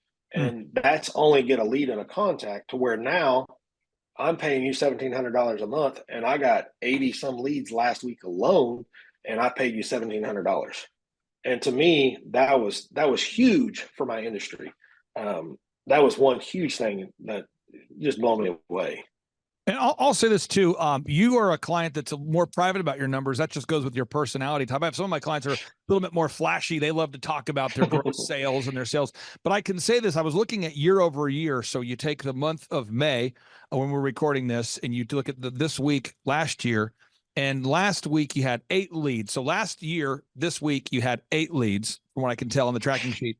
And this week we had 89. So whatever that's worth for anybody out there. And again, we have some of our clients that like to talk about gross sales, and Paul keeps it more private, and that's totally fine. So I just encourage everybody out there, you can have a 10-fold increase in your number of leads, your amount of activity. You can do it, but you got to be a diligent doer. You can't just be a hearer of these words. You have to implement what you're learning. And Paul, I really appreciate you for making the Thrivetime Show World Headquarters look incredible. Thank you for the maintenance you provide. Thank you for the work you provide. And again, it's been awesome serving you. So again, thanks for your time today, sir. Hey, thank you, Clay. Have a great day, bud. Take care. Bye. All right, bye. I'm Glenn Shaw, owner of Shaw Homes in Tulsa, Oklahoma. Started the company in 1985.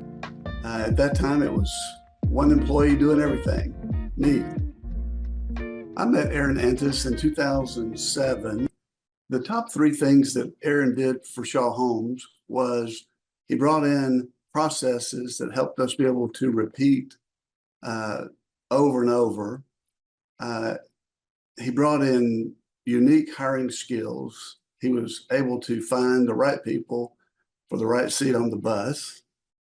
And Aaron brought sales techniques that we weren't familiar with up until that time. When Aaron came, we were selling about 80, 85 houses a year. And during the 16-year period, we saw sales get up over 400. And before I met Aaron, the only sales manager we had was myself, and I was completely unable to perform that job. And so Aaron brought major changes and great results with them. In the many years that I was building houses before Aaron, I was great at selling if somebody wanted to buy. But they had to be knocking on my door asking me to sell them a house before I could actually make that sell. I had no sales techniques and no ability to generate sales.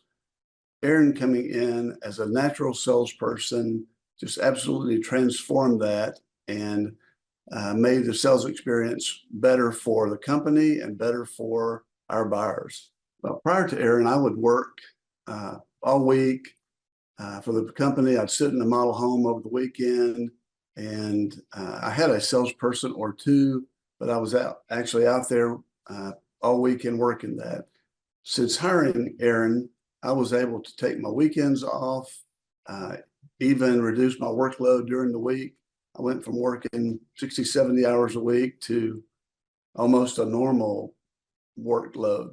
So I've been a member of the Builder 20 program in the National Association of Home Builders for 20 years. And during that time, I've seen a lot of sales managers with the other companies that have been involved. And in my opinion, Aaron is smarter and sharper than any sales manager of any builder that's ever been in our group. Now, some markets, they don't have to try to sell, they just sell themselves. But with the ability to sell and to train and hire, Aaron was better than any of those sales managers that were in my program. Well, I remember when I considered hiring Aaron many years ago, the thought of spending the extra money was a little scary. But in hindsight, it was one of the best things I've ever done. It freed my time, increased our sales, and at the end of the day, increased our profitability beyond my wildest expectations. Years ago, I was concerned that if I didn't do whatever a customer asked me to do, it might be the last house I sold. And so over time, we were able to move away from unlimited customization to pre-designed options. The problem that we were having in those days is that the customer would tell us what they wanted, but they didn't really know what they wanted. And we would deliver exactly what they told us to do, and they wouldn't be happy with it. So as we became more standardized, we give lots of options, but we don't customize. And in the end, that allows us to sell more homes for better margins than spending countless hours trying to customize in just every avenue of the sales process. It we get weekly reports on sales, on profitability, on production, and it provides all the manageable tools that I need to review the company from a 10,000-foot level. All right, Thrive Nation, on today's show, what we're going to focus on is how to grow a successful company. So what I'm going to do is I'm going to pull up a graphic that is the theory of how to grow a successful company, but vision without execution is hallucination. And so if you go to thrivetimeshow.com/millionaire, you can download a book that I have written called A Millionaire's Guide, How to Become Sustainably Rich. You can download it for free at thrivetimeshow.com/millionaire, but you have to actually implement that which is in the book. And so on today's show, we're joined by a very successful person in the home building business, a great friend of mine, a man by the name of Aaron Antis. Aaron Antis, welcome on to the Thrivetime Show. How are you, sir? I'm doing great, Clay. Thanks for having me on. Hey, so I got to ask you this for the people out there that want to prove you're not a hologram. First off, what's the website for your company so people can verify that you are, in fact, a real business? You bet. It's shawhomes.com. SHAWHOMES.com. Shawhomes.com. I'm pulling it up, shawhomes.com. Pulling it up. That's the website, shawhomes.com. Yep. And when you and I met, before we met, you had been already very successful as a home builder. You turned your dream of being a home builder guy into reality. Yeah. So how many homes had you sold, or what kind of sales had you done in your career as a home builder guy before you and I even met? Before we met, probably about 750 million in sales prior to meeting you. And then you did the year we first started working together. What were the sales totals that year? We were at like 19 million. 19 million. And then when you ended 2022, obviously we're in 2023, and so we'll see how this year ends. But as far as ending 2022, how much sales did you do last year at the end of 2022? 2022, we were at like 84 million. Okay, so from 19 million to 84 million. 84 million. So you're doing some things right here. And what we're going to try to do is kind of demystify the plan here. Okay, so here we go. So establishing revenue goals. Yep. When you and I first started working together, we started off with a 13-point assessment. We went over your goals. Mm-hmm. I'm not going to ask you to share your goals on the air, but why is it important that you have goals? Well, I mean, goals are sort of your guideposts that, you set something out there in front of you and you start chasing after it. And without that, you're just kind of floundering in mediocrity. You don't have any reason to get up in the morning and really get after it. And so, I think goals are, you can have lots of different types of goals. And we've talked about a lot of this. We've talked about, having financial goals and having, fitness goals and having friendship goals and just all these different areas. I know you've got the F6, so that's kind of something that, we touched on very early on. You asked me, like, is one of your goals more income or is it more time? And so I said, well, really at this point, it's more income. And then later it became more time. So, it's changed over the time I've known you since 2016. We're going on 7 years and the income went up considerably. So now it's, turned in the last couple of years towards more time. Now, the break-even numbers, again, I'm not asking you for the numbers on the show, but you guys have a lot of fixed costs. I mean, if you go to shawhomes.com, you've got framers, you have plumbers, you have tile people, you have so many skilled people, you have a full-time sales team, you have an admin staff. And if you don't sell a house, you still have the service of the land, you still have all the overhead. Why is it important for every listener out there to know their break-even point? How many deals they need per month just to break even? Well, yeah, because you're going backwards real quick, and it doesn't take very long if you're at the beginning of your business. It doesn't take very long for you to be in a place where, the creditors are knocking at your door and you're, you can't pay your bills, and all of a sudden you're going to lose all your, for us, all of our trades, all of our suppliers are going to start backing out. So, you've got to know what that number is that lets you tread water so that, okay, this is the worst case scenario. Everything above that, at least I'm into the profit zone. So, you go out of business pretty quick. Most businesses don't last more than just a few months if they get below that break-even number. So now, folks, again, these might seem like simple steps, but they're all the linear steps you have to take to create time freedom and financial freedom. And if you want to grow your company, this is how you do it. Box number 3, though, is you have to know the hours you're willing to work. Now, your incredible wife is here off camera. It's for accountability. So at any point, she could yell like, "Hey, man," or "Boo." But you guys are on the same page with the hours you're willing to work. And you guys, as a couple, I want to brag on both of you. You guys both committed to sacrificing time and energy and a lot of things to get to where you're at in life. Yeah. And then as you had your children, you raised them, you decided to devote time to raising said kids. Yeah. And now that your kids are older, you're devoting time to raising these kids. So it's not like you abdicated being a parent while also growing a company. You did both well. I'd love to get your thoughts on sitting down with your spouse, if you're watching this today, or your significant other, and making sure you're on the same page about how many hours per week you're willing to work. Well, yeah, I mean, you don't want to grow a business to, make a whole bunch of money just so you can split it in half later. Oh, Because that's kind of what happens when you don't work out those details ahead of time. And so my wife and I have been married 25 years. We've been together for 4 before that. And so, yeah, 26. Did I just say 25? But real quick, I hate to do this to I you. just got in trouble. I hate to, your wife just turned 27 on Thursday, and what you said is 100% false. Okay, so the unique value proposition here. Now, let's talk about this.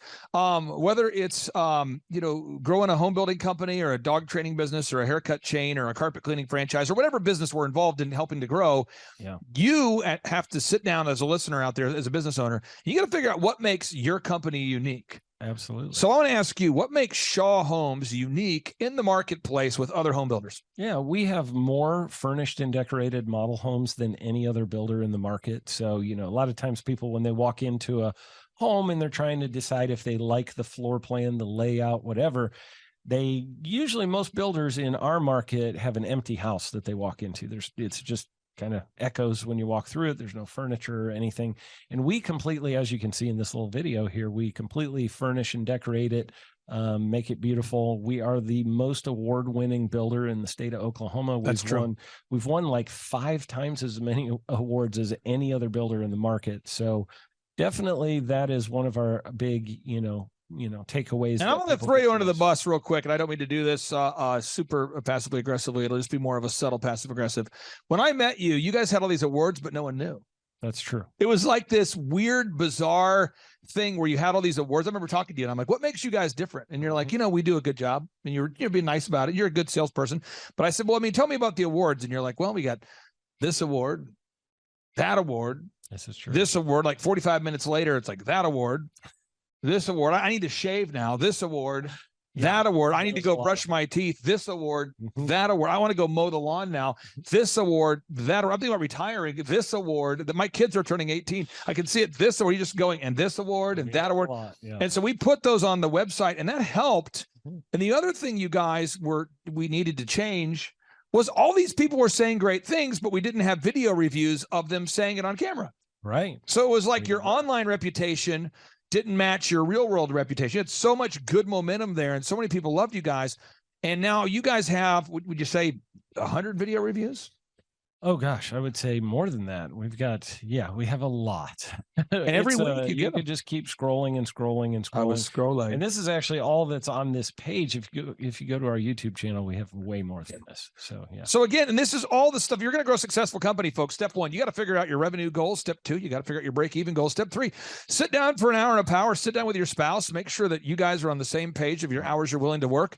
Step 4, unique value proposition. Figure out what it is that makes you unique. And we have an in-depth guide that you can download for free at thrivetimeshow.com/millionaire if you get stuck. Next box, you got to improve your branding, your website, your one sheet, in your case, model home presentations, business cards, social media branding. Everything that a customer sees needs to be first class. And I was talking to a guy named Ronnie Morales today, and it's Morales Brothers.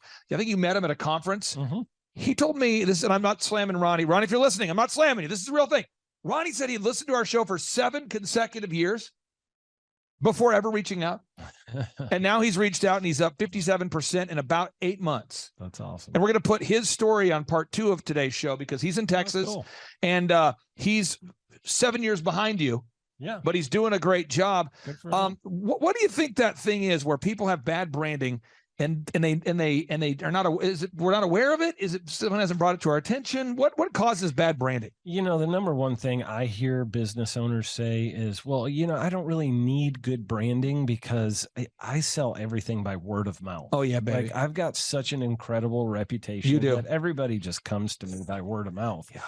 And then it's like, okay, yeah, but how much business did you do last year? Well, not very much. And I'm really unprofitable, but I've got great, reputation out there, and I get a lot of word of mouth. So when people switch over to starting to improve branding, I know you helped us a lot with that in just creating a lot better looking website, creating we've got an office environment now that is, when people walk into our model home, they are blown away. We truly wow our customers when they come to our model homes. Yep. It's a one-of-a-kind experience in the state of Oklahoma. And the process of that, just going through branding it so that it looks really top notch. And, that includes everything from, marketing to all of your senses and everything else. So it just really brought us to another level. And when the customer comes in and experiences us after having walked through other builders' homes, they usually come in and go, you guys are just on a whole nother level. It's sights, sounds, smells, experiences, everything that your customer sees, they're grading you on. And you might not know that they are even judging you because they're not filling out the form. And I have a funny story to share with you that's kind of sad. I was working with a fitness guy years ago, and I'm not going to tell you what state he's in or what city, folks, but I know you want to know, but I'm not going to tell you. And he filled out the form because his wife wanted him to schedule a 13-point assessment. He did not want to. Yep. And he tells me, Clay, honestly, I'm just doing the call because my wife wants me on the phone. And I don't get leads from social media. I don't get leads from marketing. I get all my leads word of mouth, like you were saying. And I said, well, let me just do this. Let's just, this first month working together, let me get all the passwords for your Facebook, your Google, your YouTube. And I'm just, as the first month, we do this with every single client. Yeah. We optimize your YouTube, your Facebook, your Instagram, your Twitter, all that. Yep. We log on. This is a fitness guy. He was spending like $400 a week every week on ads. Yeah. And he wasn't aware that every time a lead came in, it got stuck in Facebook and went to an email address that he wasn't checking. Whoa. So think about this. That's not good. And it's like 15 to 20 leads a week for years this guy had. That's not good. And he didn't even, and so I'm going, you're spending, $20,000 a year on ads that you're not getting things from. And are you aware that the phone number on your site rings to a phone that's no longer a real phone? And I'm serious, this was real. And then he had before and after photos where somebody had the idea of let's get before and after photos, where you interview someone before they start working out. Yeah. But then they never completed the thought. You know what I'm saying? I do. Where yes. it's like they interview them about getting in shape. Yeah. But then they never actually aired the part where they're in shape. Oh no. So it's just sort of like an interview with people that are not in shape. And I'm like, and again, he's busy guy, busy entrepreneur. That kind of stuff is very common. It's kind of laughable if it's not your company. Yeah. But okay, next box. You got to determine your customer acquisition costs. How much does it cost you to get a customer? So Aaron, you guys run ads on Google, on Facebook, on retargeting ads. You have massive signage. There's a lot of stuff you do. Yep. Why is it important to know how much it costs you at the end of the day to get an actual new buyer of a Shaw home? Well, because if you want more of those, you know what it costs to go generate more of those. And it's a cost where it's like, okay, well, I'm down in sales this month or this quarter or whatever, and I need 4 more sales to make it a good quarter here before the end of the quarter. And it's like, I know I can go put money into that, and it's going to cost me X number of dollars per customer to get there. And so then it's just a matter of, do I want to spend that money to get to that point? So, for us, it's, a pretty high number because it's a big ticket item, but for some people it might be, very small to get that, each customer. But for us, it's, you got to know what the number is, because ultimately that goes into the price of your product, and whatever you sell, we're doing homes. That is one of our line item costs in our homes. That's what costs. Yeah. Now, if you go to any of the businesses that I'm involved in, you go to eitrlounge.com/staff. I put in the password here. Once I put in the password, I have all of the documents needed to run the company, and they're all saved. So the checklist for the manager, the opening checklist for the assistant manager, the bathroom cleaning checklist, everything needed to grow the company is all in one place. And therefore, the business, everybody who works there knows where to go to find those documents. This is the kind of stuff that fires me up, and it makes other people crazy. Oh, yeah. So with the conferences we do, if we ever do a conference that's out of town, I have a checklist of stuff I print out. I know it seems kind of crazy for people, but this is real. I print it out, and it's like, okay, socks. If I'm gone for 4 days, I want to have 12 pairs of socks. Why? Because it could be hot. I don't know. Could get wet. I don't know. I have a list of, deodorant and socks and shaving, and I have a laptop and a backup laptop, and I have patch cables and XLR cables, and we bring three. You've seen all this stuff, but it's multiple monitors, backup monitors. It's backups for everything. When you guys build a Shaw home, you're not moving off of guesswork. There's blueprints, there's plans, there's systems, so houses don't fall down. There's somebody out here listening right now that doesn't have systems in place. They don't have checklists. They don't have it, and so they have to think about everything all the time, because if not, they forget a step. What would you say is the importance of having taken the time to have built these systems now? It is the night and day difference between running around like your hair is on fire every day, constantly playing firefighter, or, you hear people say, oh, I'm up to my armpits in alligators. It's because you don't have systems and processes. And every time at Shaw Homes, every time that we have a problem come up, we automatically go, okay, what step in our system did this fall apart in? And what's broken in that step, and how can we fix it so it never happens again? So we go fix the process. We address the problem for the customer, but then we go back after that and we go, how do we fix the process so we don't repeat this problem? And the business owners that are running around with their hair on fire all the time, it's because there's no systems, no processes. Everything is urgent. Everything is hair on fire. Correct. And it is a chaos world that you live in. And if you're going to build homes for a living and build a lot of them, you cannot live in that chaos world. Now, this next box, I get excited about all these boxes. This is what I get excited about. This right here is what I care about. Okay. The next box is management and execution. You have people on your team, and I'm just going to give some examples, and I hope this benefits somebody out there listening. You have people on your team. It's their responsibility every time that you do a new house. They go out there and they design, or they get the blueprint on the website. They get the new a design of the home, because people want to see floor plans. So somebody's job is to get those up there. Somebody gets photos of every house that you guys are building. Somebody gets videos of every house. Somebody puts them all up for sale. Somebody answers the phone every day. Somebody calls the leads every day. Somebody cleans the bathroom every day. Somebody builds the houses every day. Now, this is what I find, and I'm sure none of our listeners can relate to this. Some of our listeners fire people, and then nothing happens. So work with me on this. There's listeners out there that I talk to them every day, because we do free 13-point assessments. So I talk to 2 or 3 people a day who go to thrivetimeshow.com. They want to schedule a consultation. And the other day you heard me talking to Jordan. I said, Jordan, go ahead and keep setting those, because we set an appointment with someone who's definitely not a good fit. And you could tell he had a little, question if that was okay. And I said, I would rather you set an appointment with somebody than not, because I don't know if who's a good fit or not, But the idea, though, is I sit down. I was talking to a guy the other day, and he was like, the reason why my team did not get Google reviews or reviews this week is because we fired a guy. And I go, because I'm just asking him, where are we stuck? What's your biggest limiting factor? I have a big process I go through in my evaluation. And I said, who calls the leads? He's like, well, normally I have a person that calls the leads, but we just fired her. And I mean this. I'm going, how long have you been in business? This guy's been in business for over 10 years, and he's reaching out for help. Good person. We're trying to help him. I think it's going to be a good fit. But so I said, so basically everybody follows the systems until they don't work there anymore. And then no one does the systems. And you go back and forth, vacillating from things being done to not being done. And one of my favorite things about working with you guys is that you're honest people. What does that mean? You do your best to do what you say you're going to do. And you hold yourself and the employees accountable. Absolutely. But what would happen if every week if somebody wasn't performing, you removed them from the position, and then the houses weren't built for the week because something wasn't going well, or because maybe a salesperson wasn't performing at the peak, you let them go, and the next thing you know, what would happen if you managed your company that way?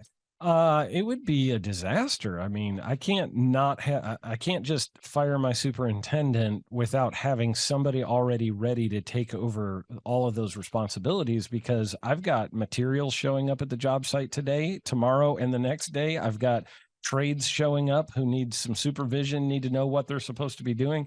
If I fire that guy with no warning, somebody else has to come fill in that position. So, for us, we try to never have that gap happen. And, sometimes it's like, that you're going to need to fire somebody and you can see the writing on the wall. Right. But you want to get the next person up and ready to go before that happens. And you guys have a weekly meeting. So we talk a lot on the show from an employer perspective, but how frustrating would it be to be an A player employee and you're working for a C player boss? A boss that doesn't have a staff meeting, that's not organized, that doesn't pay people on time, that's constantly emotional. I see that a lot. And so management is a learned skill. Yes, and thankfully, when I first met with you, you'd already really mastered, in my opinion, managing people.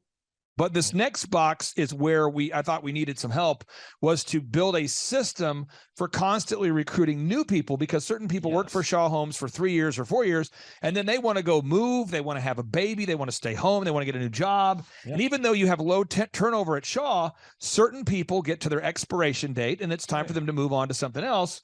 And because we didn't have a process in place at Shaw at that time to consistently bring in a pipeline of new people, it made it difficult to do the management that was needed. Can you talk about the importance of implementing a human resources program for hiring, inspiring, training, and retaining good people? It's huge. I mean, that was definitely an Achilles heel for us. And you helped us a lot with that. Putting in where every single week I'm seeing, potential candidates that could come work for us, and they're job shadowing and seeing what it's like to work in our company every single week. It does multiple things. It helps the people who work there to know, hey, there's other people who desire to come work here. Here we go. And, if I'm not doing my job, I might get replaced. So there's a little bit of that. And then it's also a thing of, the people who are shadowing get to see the job being done by people who are happy doing their job.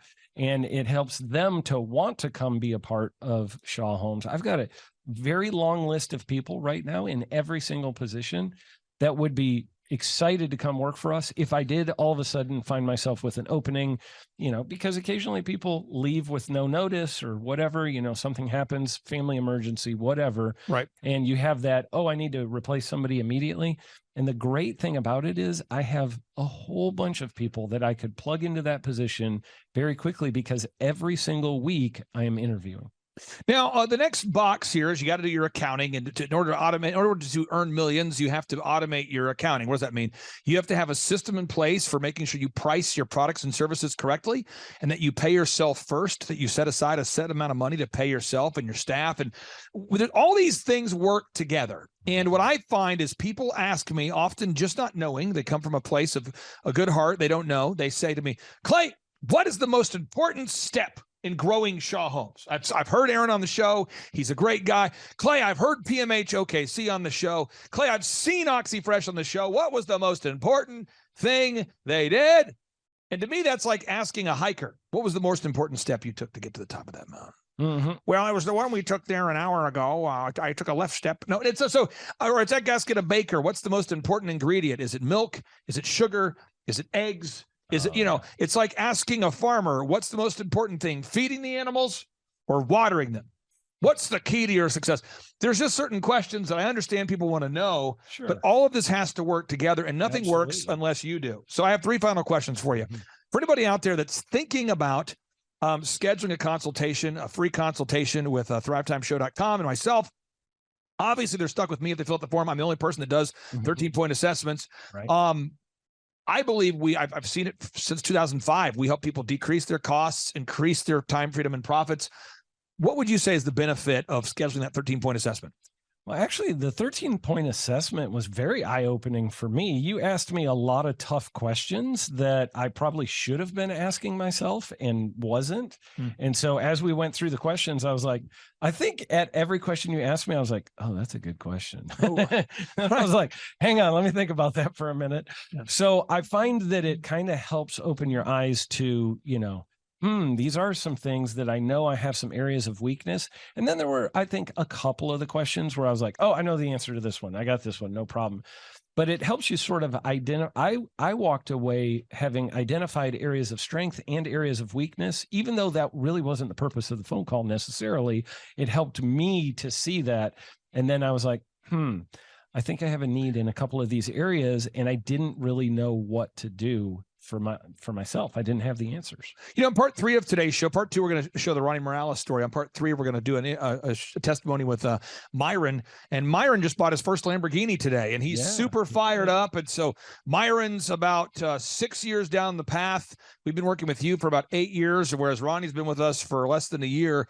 And it's at a certain point that we have to take action. Knowledge without application is meaningless. What would you say to somebody who's like, it's $1,700 a month, and I'm spending that much right now on random ads and that much money on random regrettable purchases at the gas station, and a lot of iTunes I'm downloading. I'm spending $1,700 a month on various things, and I don't know if I can afford it because I've just bought another vehicle that I can't afford, but I'm leasing it. What would you say to anybody who's kind of on that fence? I would say you need to do it. It has been a game changer for us. I don't know why you would sit there and think $1,700 a month is too much money to spend. Go find the money somewhere. Go empty out your sofa cushions. Go sell the stuff that you have in your house that you're not using. Go get, whatever you need to do to get to that place. You need to find that $1,700. And I will say this, that cost was very quickly replaced with the extra money we were making. And I've actually seen, because I've been around you for a long time, I've seen a lot of your clients come in and right off the bat, they're real nervous about, am I going to be able to, because maybe they're a smaller company or whatever. Right. And they're like, I'm wondering if I'm going to be able to handle this $1,700 a month. And then I see them 6 months later and I'm like, how's it going now? And they're like, man, we're just hitting record after record. I have referred several business owners and they're doing great, that are killing it. And that, I'll give one example. I won't name the person, but I did send one of my very good friends to you who was on the verge of losing his business because he just wasn't able. He had bought another one of the shops of what he does. Yep. He opened it and it was not profitable and it was going to take under both of his shops. And I sent him over to you. And I remember about 3 months later, I asked him, how's it going? And he goes, man, we just had a record-breaking month. This was amazing. And by the way, said person just hit another record-breaking month, just so you know. Yeah, and I know right now, not only does he have way more income, but he has a lot more time freedom because he's been working with you for many years now. And so it changed his life just like it changed my life. I would say if you're thinking about, doing a 13-point assessment, stop thinking, dial the phone, pause this video, make the phone call, reach out to Clay, get it started right now. Now, final question I have is, I think people look at oxyfresh.com and they go, man, there's 500 locations now. Yeah. They look at Elephant in the Room and they go, there's 5 brick and mortar locations now. They look at Shaw Homes and they go, these are big success stories. Yeah. I don't know that I can do it. What would you say to somebody out there that just feels like they might not have all this stuff they're going to learn is going to be over their head, too complicated? What would you say? I would say the information, the ideas are easy. It's the application that is difficult for people. The ideas that you share, there's nothing that's like, oh my God, I don't have a PhD, therefore I can't do it.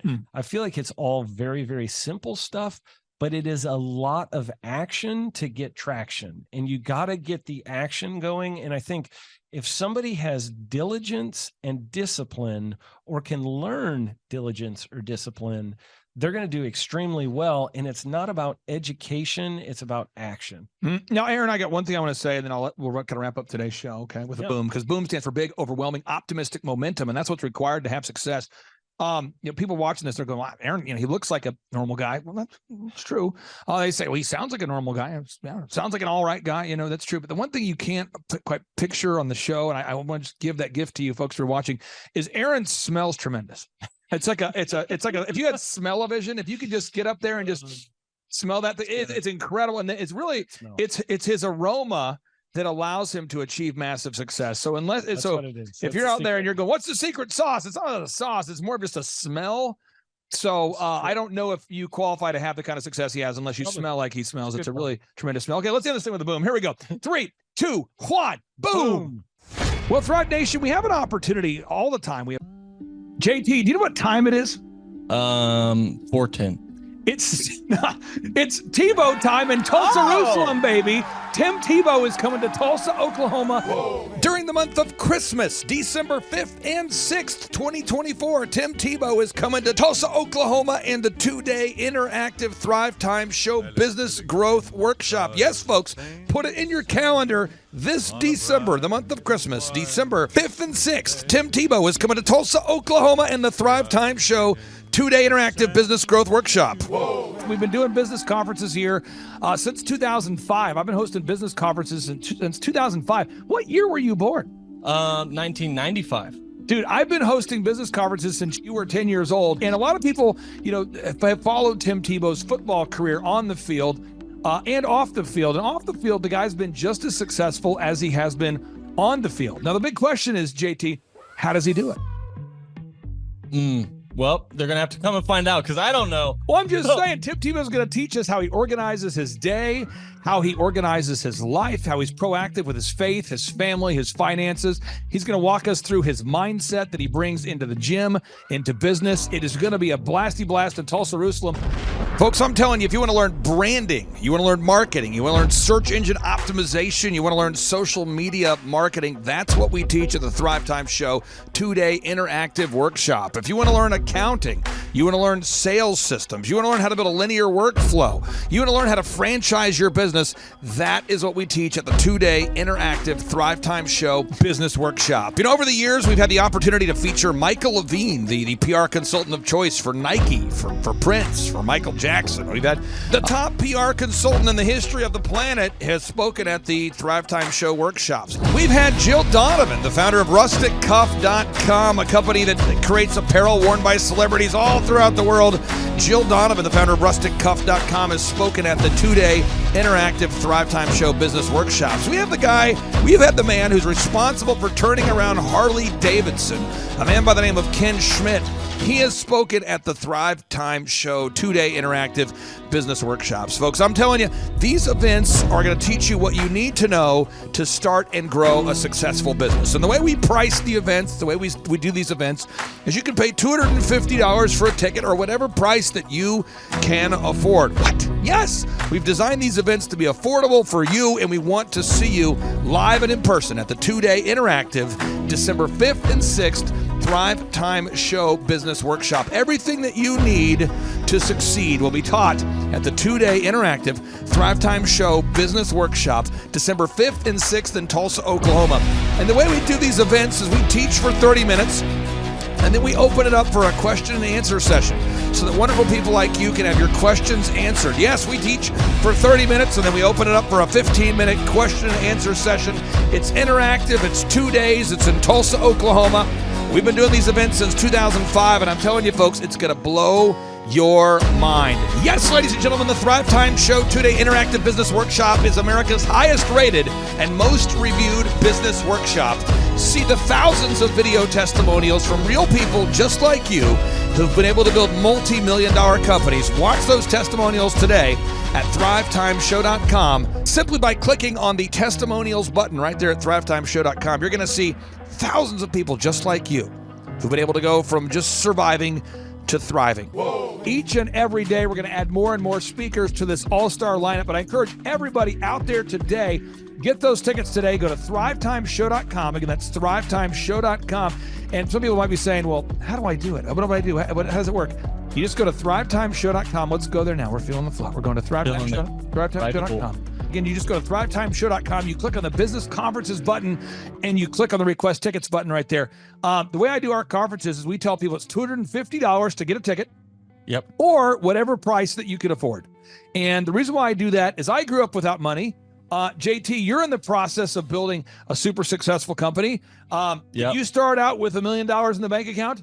No, I did not. Nope, did not get any loans, nothing like that. Did not get an inheritance from parents or anything like that. I had to work for it, and I'm super grateful. I came to a business conference. That's actually how I met you, met Peter Taunton. I met all these people. So if you're out there today and you want to come to our workshop, again, you just got to go to thrivetimeshow.com. You might say, well, who's speaking? We already covered that. You might say, where's it going to be? It's going to be in Tulsa, Jerusalem, Oklahoma. And someone says, Tulsa, Jerusalem. I'm really trying to rebrand Tulsa as Tulsa, Jerusalem, sort of like the Jerusalem of America. But if you type in Thrivetime Show and Jinx, you can get a sneak peek or a look at our office facility. This is what it looks like. This is where you're headed. It's going to be a blasty blast. You can look inside, see the facility. We're going to have hundreds of entrepreneurs here. It is going to be packed. Now, for this particular event, folks, the seating is always limited because my facility isn't a limitless convention center. You're coming to my actual home office, and so it's going to be packed. Who? You're going to come. Who? You? I'm talking to you. You can just get your tickets right now at thrivetimeshow.com. And again, You can name your price. We tell people it's $250 or whatever price you can afford. And we do have some select VIP tickets, which gives you an access to meet some of the speakers and those sorts of things. And those tickets are $500. It's a 2-day interactive business workshop, over 20 hours of business training. We're going to give you a copy of my newest book, The Millionaire's Guide to Becoming Sustainably Rich. You're going to leave with a workbook. You're going to leave with everything you need to know to start and grow a super successful company. It's practical, it's actionable, and it's Tebow time right here in Tulsa, Jerusalem. Get those tickets today at thrivetimeshow.com. Again, that's thrivetimeshow.com.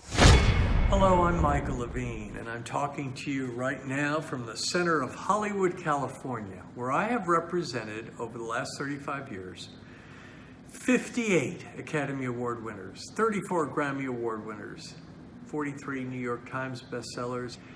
I've represented a lot of major stars, and I've worked with a lot of major companies. And I think I've learned a few things about what makes them work and what makes them not work. Now, why would a man living in Hollywood, California, in the beautiful sunny weather of LA, come to Tulsa? Because last year I did it, and it was damn exciting. Clay Clark has put together an exceptional presentation, really life-changing, and I'm looking forward to seeing you then. I'm Michael Levine. I'll see you in Tulsa. Thrivetime Show 2-day interactive business workshops are the world's highest rated and most reviewed business workshops because we teach you what you need to know to grow. You can learn the proven 13-point business systems that Dr. Zellner and I have used over and over to start and grow successful companies. I mean, we get into the specific steps on what you need to do to optimize your website. We're going to teach you how to fix your conversion rate. We're going to teach you how to do a social media marketing campaign that works. How do you raise capital? How do you get a small business loan? We teach you everything you need to know here during a 2-day, 15-hour workshop. It's all here for you. You work every day in your business, but for 2 days you can escape and work on your business and build these proven systems so now you can have a successful company that will produce both the time freedom and the financial freedom that you deserve. You're going to leave energized, motivated, but you're also going to leave empowered. The reason why I've built these workshops is because as an entrepreneur, I always wish that I had this. And because there wasn't anything like this, I would go to these motivational seminars, no money down, real estate, Ponzi scheme, get motivated seminars, and they would never teach me anything. It was like you went there and you paid for the big chocolate Easter bunny, but inside of it, it was a hollow nothingness. And I wanted the knowledge, and they're like, oh, but we'll teach you the knowledge after our next workshop. And the great thing is we have nothing to upsell. At every workshop, we teach you what you need to know. There's no one in the back of the room trying to sell you some next big get-rich-quick, walk-on-hot coals product. It's literally, we teach you the brass tacks, the specific stuff that you need to know to learn how to start and grow a business. And I encourage you to not believe what I'm saying, and I want you to Google the Z66 auto auction. I want you to Google elephant in the room. Look at Robert Zellner and Associates. Look them up and say, are they successful because they're geniuses, or are they successful because they have a proven system? When you do that research, you will discover that the same systems that we use in our own business can be used in your business. Come to Tulsa, book a ticket, and I guarantee you it's going to be the best business workshop ever, and we'll even give you your money back if you don't love it. We've built this facility for you, and we're excited to see you. And now you may be thinking, what does it actually cost to attend an in-person 2-day interactive Thrivetime Show business workshop? Well, good news. The tickets are $250 or whatever price that you can afford. What? Yes, they're $250 or whatever price you can afford. I grew up without money, and I know what it's like to live without money. So if you're out there today and you want to attend our in-person 2-day interactive business workshop, all you got to do is go to thrivetimeshow.com to request those tickets. And if you can't afford $250, we have scholarship pricing available to make it affordable for you. I learned at the Academy, Kings Point in New York. Acta non verba. Watch what a person does, not what they say. Whoa. Good morning, good morning, good morning. Robert Kiyosaki, the Rich Dad Radio Show. Today I'm broadcasting from Phoenix, Arizona, not Scottsdale, Arizona. They're close, but they're completely different worlds. And we have a special guest today. Definition of intelligence is if you agree with me, you're intelligent. And so this gentleman is very intelligent. I've done his show before also. but very seldom do you find somebody who lines up on all counts. And it's a Mr. Clay Clark. He's a friend of a good friend, Eric Trump.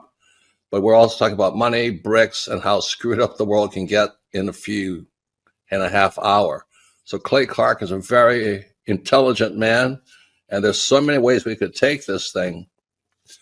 But I thought, since you and Eric are close, Trump, what were you saying about what Trump can't, what Donald, who's my age, and I can say or cannot say? Well, I have to, first of all, I have to honor you, sir. I want to show you what I did to one of your books here. There's a guy by the name of Jeremy Thorne, who was my boss at the time. I was 19 years old, working at Faith Highway. I had a job at Applebee's, Target, and DirecTV. And he said, "Have you read this book, Rich Dad, Poor Dad?" And I said, "No."